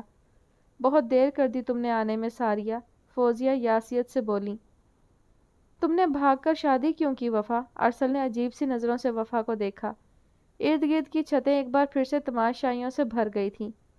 میں بھاگی نہیں تھی، پیپر میرج کے ذریعے کینیڈا گئی تھی اپنی ماں کو ڈھونڈنے، وفا نے کہا اور ایان ملک نے اس بات میں سر ہلایا۔ وفا جیسی مضبوط کردار کی لڑکی سے ایسا سوال اس کی توہین ہے، ایان نے مضبوط لہجے میں کہتے ہوئے وفا کو دیکھا۔ وفا نے بیگ سے کاغذات نکالے اور فوزیہ کی جانب بڑھائے۔ میں جانتی ہوں آپ اب یہیں رہتی ہیں، اس لیے میں یہ گھر آپ کے نام کرتی ہوں پھپھو۔ وفا نے نرمی سے کہتے ہوئے کاغذات فوزیہ کی جانب بڑھائے۔ ارسل کی نظریں وفا کے چہرے کا طواف کر رہی تھیں جو کہ ایان ملک کو ناگوار لگ رہا تھا۔ ضبط کی آخری حدوں کو چھو رہا تھا ایان کا ضبط۔ چلیں، ایان سنجیدگی سے کہتے ہوئے وفا کی جانب بڑھا۔ وفا، ایان اور ساریہ گیٹ تک آئے تھے جبکہ سمینہ کی آواز نے اس کے قدم جکڑے۔ مجھے معاف کر دو وفا، سمینہ سر جھکائے شرمندگی سے بولی۔ وفا نے ان کے ہاتھ تھام کر نیچے کیے۔ آپ میری ماں ہیں، وفا نے نرمی سے کہا تو سمینہ کا سر مزید جھک گیا۔ میں نے بہت برا سلوک کیا تمہارے ساتھ، مجھے اتنی آسانی سے کیسے معاف کر سکتی ہو تم؟ سمینہ شرمندگی سے رو دی۔ وہ آپ کا ظرف تھا امی، یہ میرا ظرف ہے، وفا نے سادگی سے کہا تھا۔ ہم بھی تم سے بہت شرمندہ ہیں، ہم نے بہت تشدد کیا تھا تم پر، شعیب بولا تو وفا مسکرا دی۔ میرے دل میں کسی کے لیے ناراضگی نہیں ہے شعیب بھائی، وفا نے شعیب اور زہیب دونوں کی جانب مسکرا کر دیکھا۔ اب سب کو معافی یاد آ گئی، ایک بڑی کمپنی کی مالکن جو بن گئی ہے، فرح ارسل کی جانب دیکھتے ہوئے چبا چبا کر کہتی پلٹ گئی۔ وفا نے سر جھٹکا تھا، فرح کی عادت سے بخوبی واقف تھی۔ چلیں مسز، ایان ملک نے اس کے گرد بازو حائل کی اور اسے لیے گیٹ سے نکل گیا۔ فوزیہ کے دل سے ڈھیروں دعائیں نکلی تھیں۔ ختم شد جی، تو کہانی کا یہاں ہوتا ہے اختتام۔ آج اس کی لاسٹ ایپیسوڈ ہے۔ کہانی کی سٹوری جو ہے وہ شروعات تو کافی اچھی رہی اور تھوڑی سی مختلف بھی کہانی تھی، لیکن یہ جو سیزن 2 کہہ لیں، جو کہ میں نے تو اسی میں سیزن 1 میں ہی شامل کیا ہے، اس میں زیادہ تر رائٹر نے ماضی کے بارے میں بتایا ہے اور وہ بھی جو ہے بہت سی چیزیں جو ہیں وہ مبہم سی کر دیں۔ فوزیہ کا یعنی کہ وفا کی پھپھو کا اس کے گھر میں آ کر رہنے کا کیا معاملہ ہے، کیسے بنتا ہے؟ ارسل کی شادی فرح سے ہوئی تو وہ اپنی ماں کے ساتھ ان کے ساتھ الگ رہتا، ان کا یہاں کے رہنا کیا معنی رکھتا ہے؟ کوئی ایسے حالات نہیں ہوئے، کوئی ایسی بات نہیں ہوئی، ان کا اپنا گھر بھی ہے تو ان کا یہاں کا رہنا بنتا نہیں۔ دوسرا، جب وفا نے انہیں معاف کر ہی دیا تھا تو اسے چاہیے تھا کہ وہ گھر کو اپنی سوتیلی ماں یا اپنے بھائیوں کے نام کرتی، تو وہ لاجیکل تھا۔ یہ ایک طرح سے اس نے زیادتی کی ہے۔ جو بھی تھا، وفا نے ایک پھر بھی اچھی زندگی گزاری تھی، اس کی پڑھائی میں کوئی رکاوٹ نہیں تھی، وہ پڑھی لکھی اور کانفیڈنٹ لڑکی رہی، تو اس پر اتنے ظلم نہیں دکھائے گئے یا بتائے گئے، چاہے ان کا رویہ برا تھا اس کی والدہ کا، لیکن یہاں میں سمجھتی ہوں کہ اس کی والدہ کے ساتھ بھی زیادتی ہوئی۔ ظاہر ہے وہ جو بھی تھا، جیسے بھی تھا، خیام سعید نے شادی کر لی تھی، وہ ان کی بیوی تھی، تو اس کے ساتھ جو سلوک خیام سعید نے رویہ رکھا وہ بالکل غلط اور ناجائز تھا۔ ٹھیک ہے، زیادتی ہوئی تھی ان کی طرف سے بھی، لیکن جب وہ اتنے با اختیار تھے کہ انہوں نے سمینہ کو اس کا حق ہی نہیں دیا تو وہ واپس بھی جا سکتے تھے۔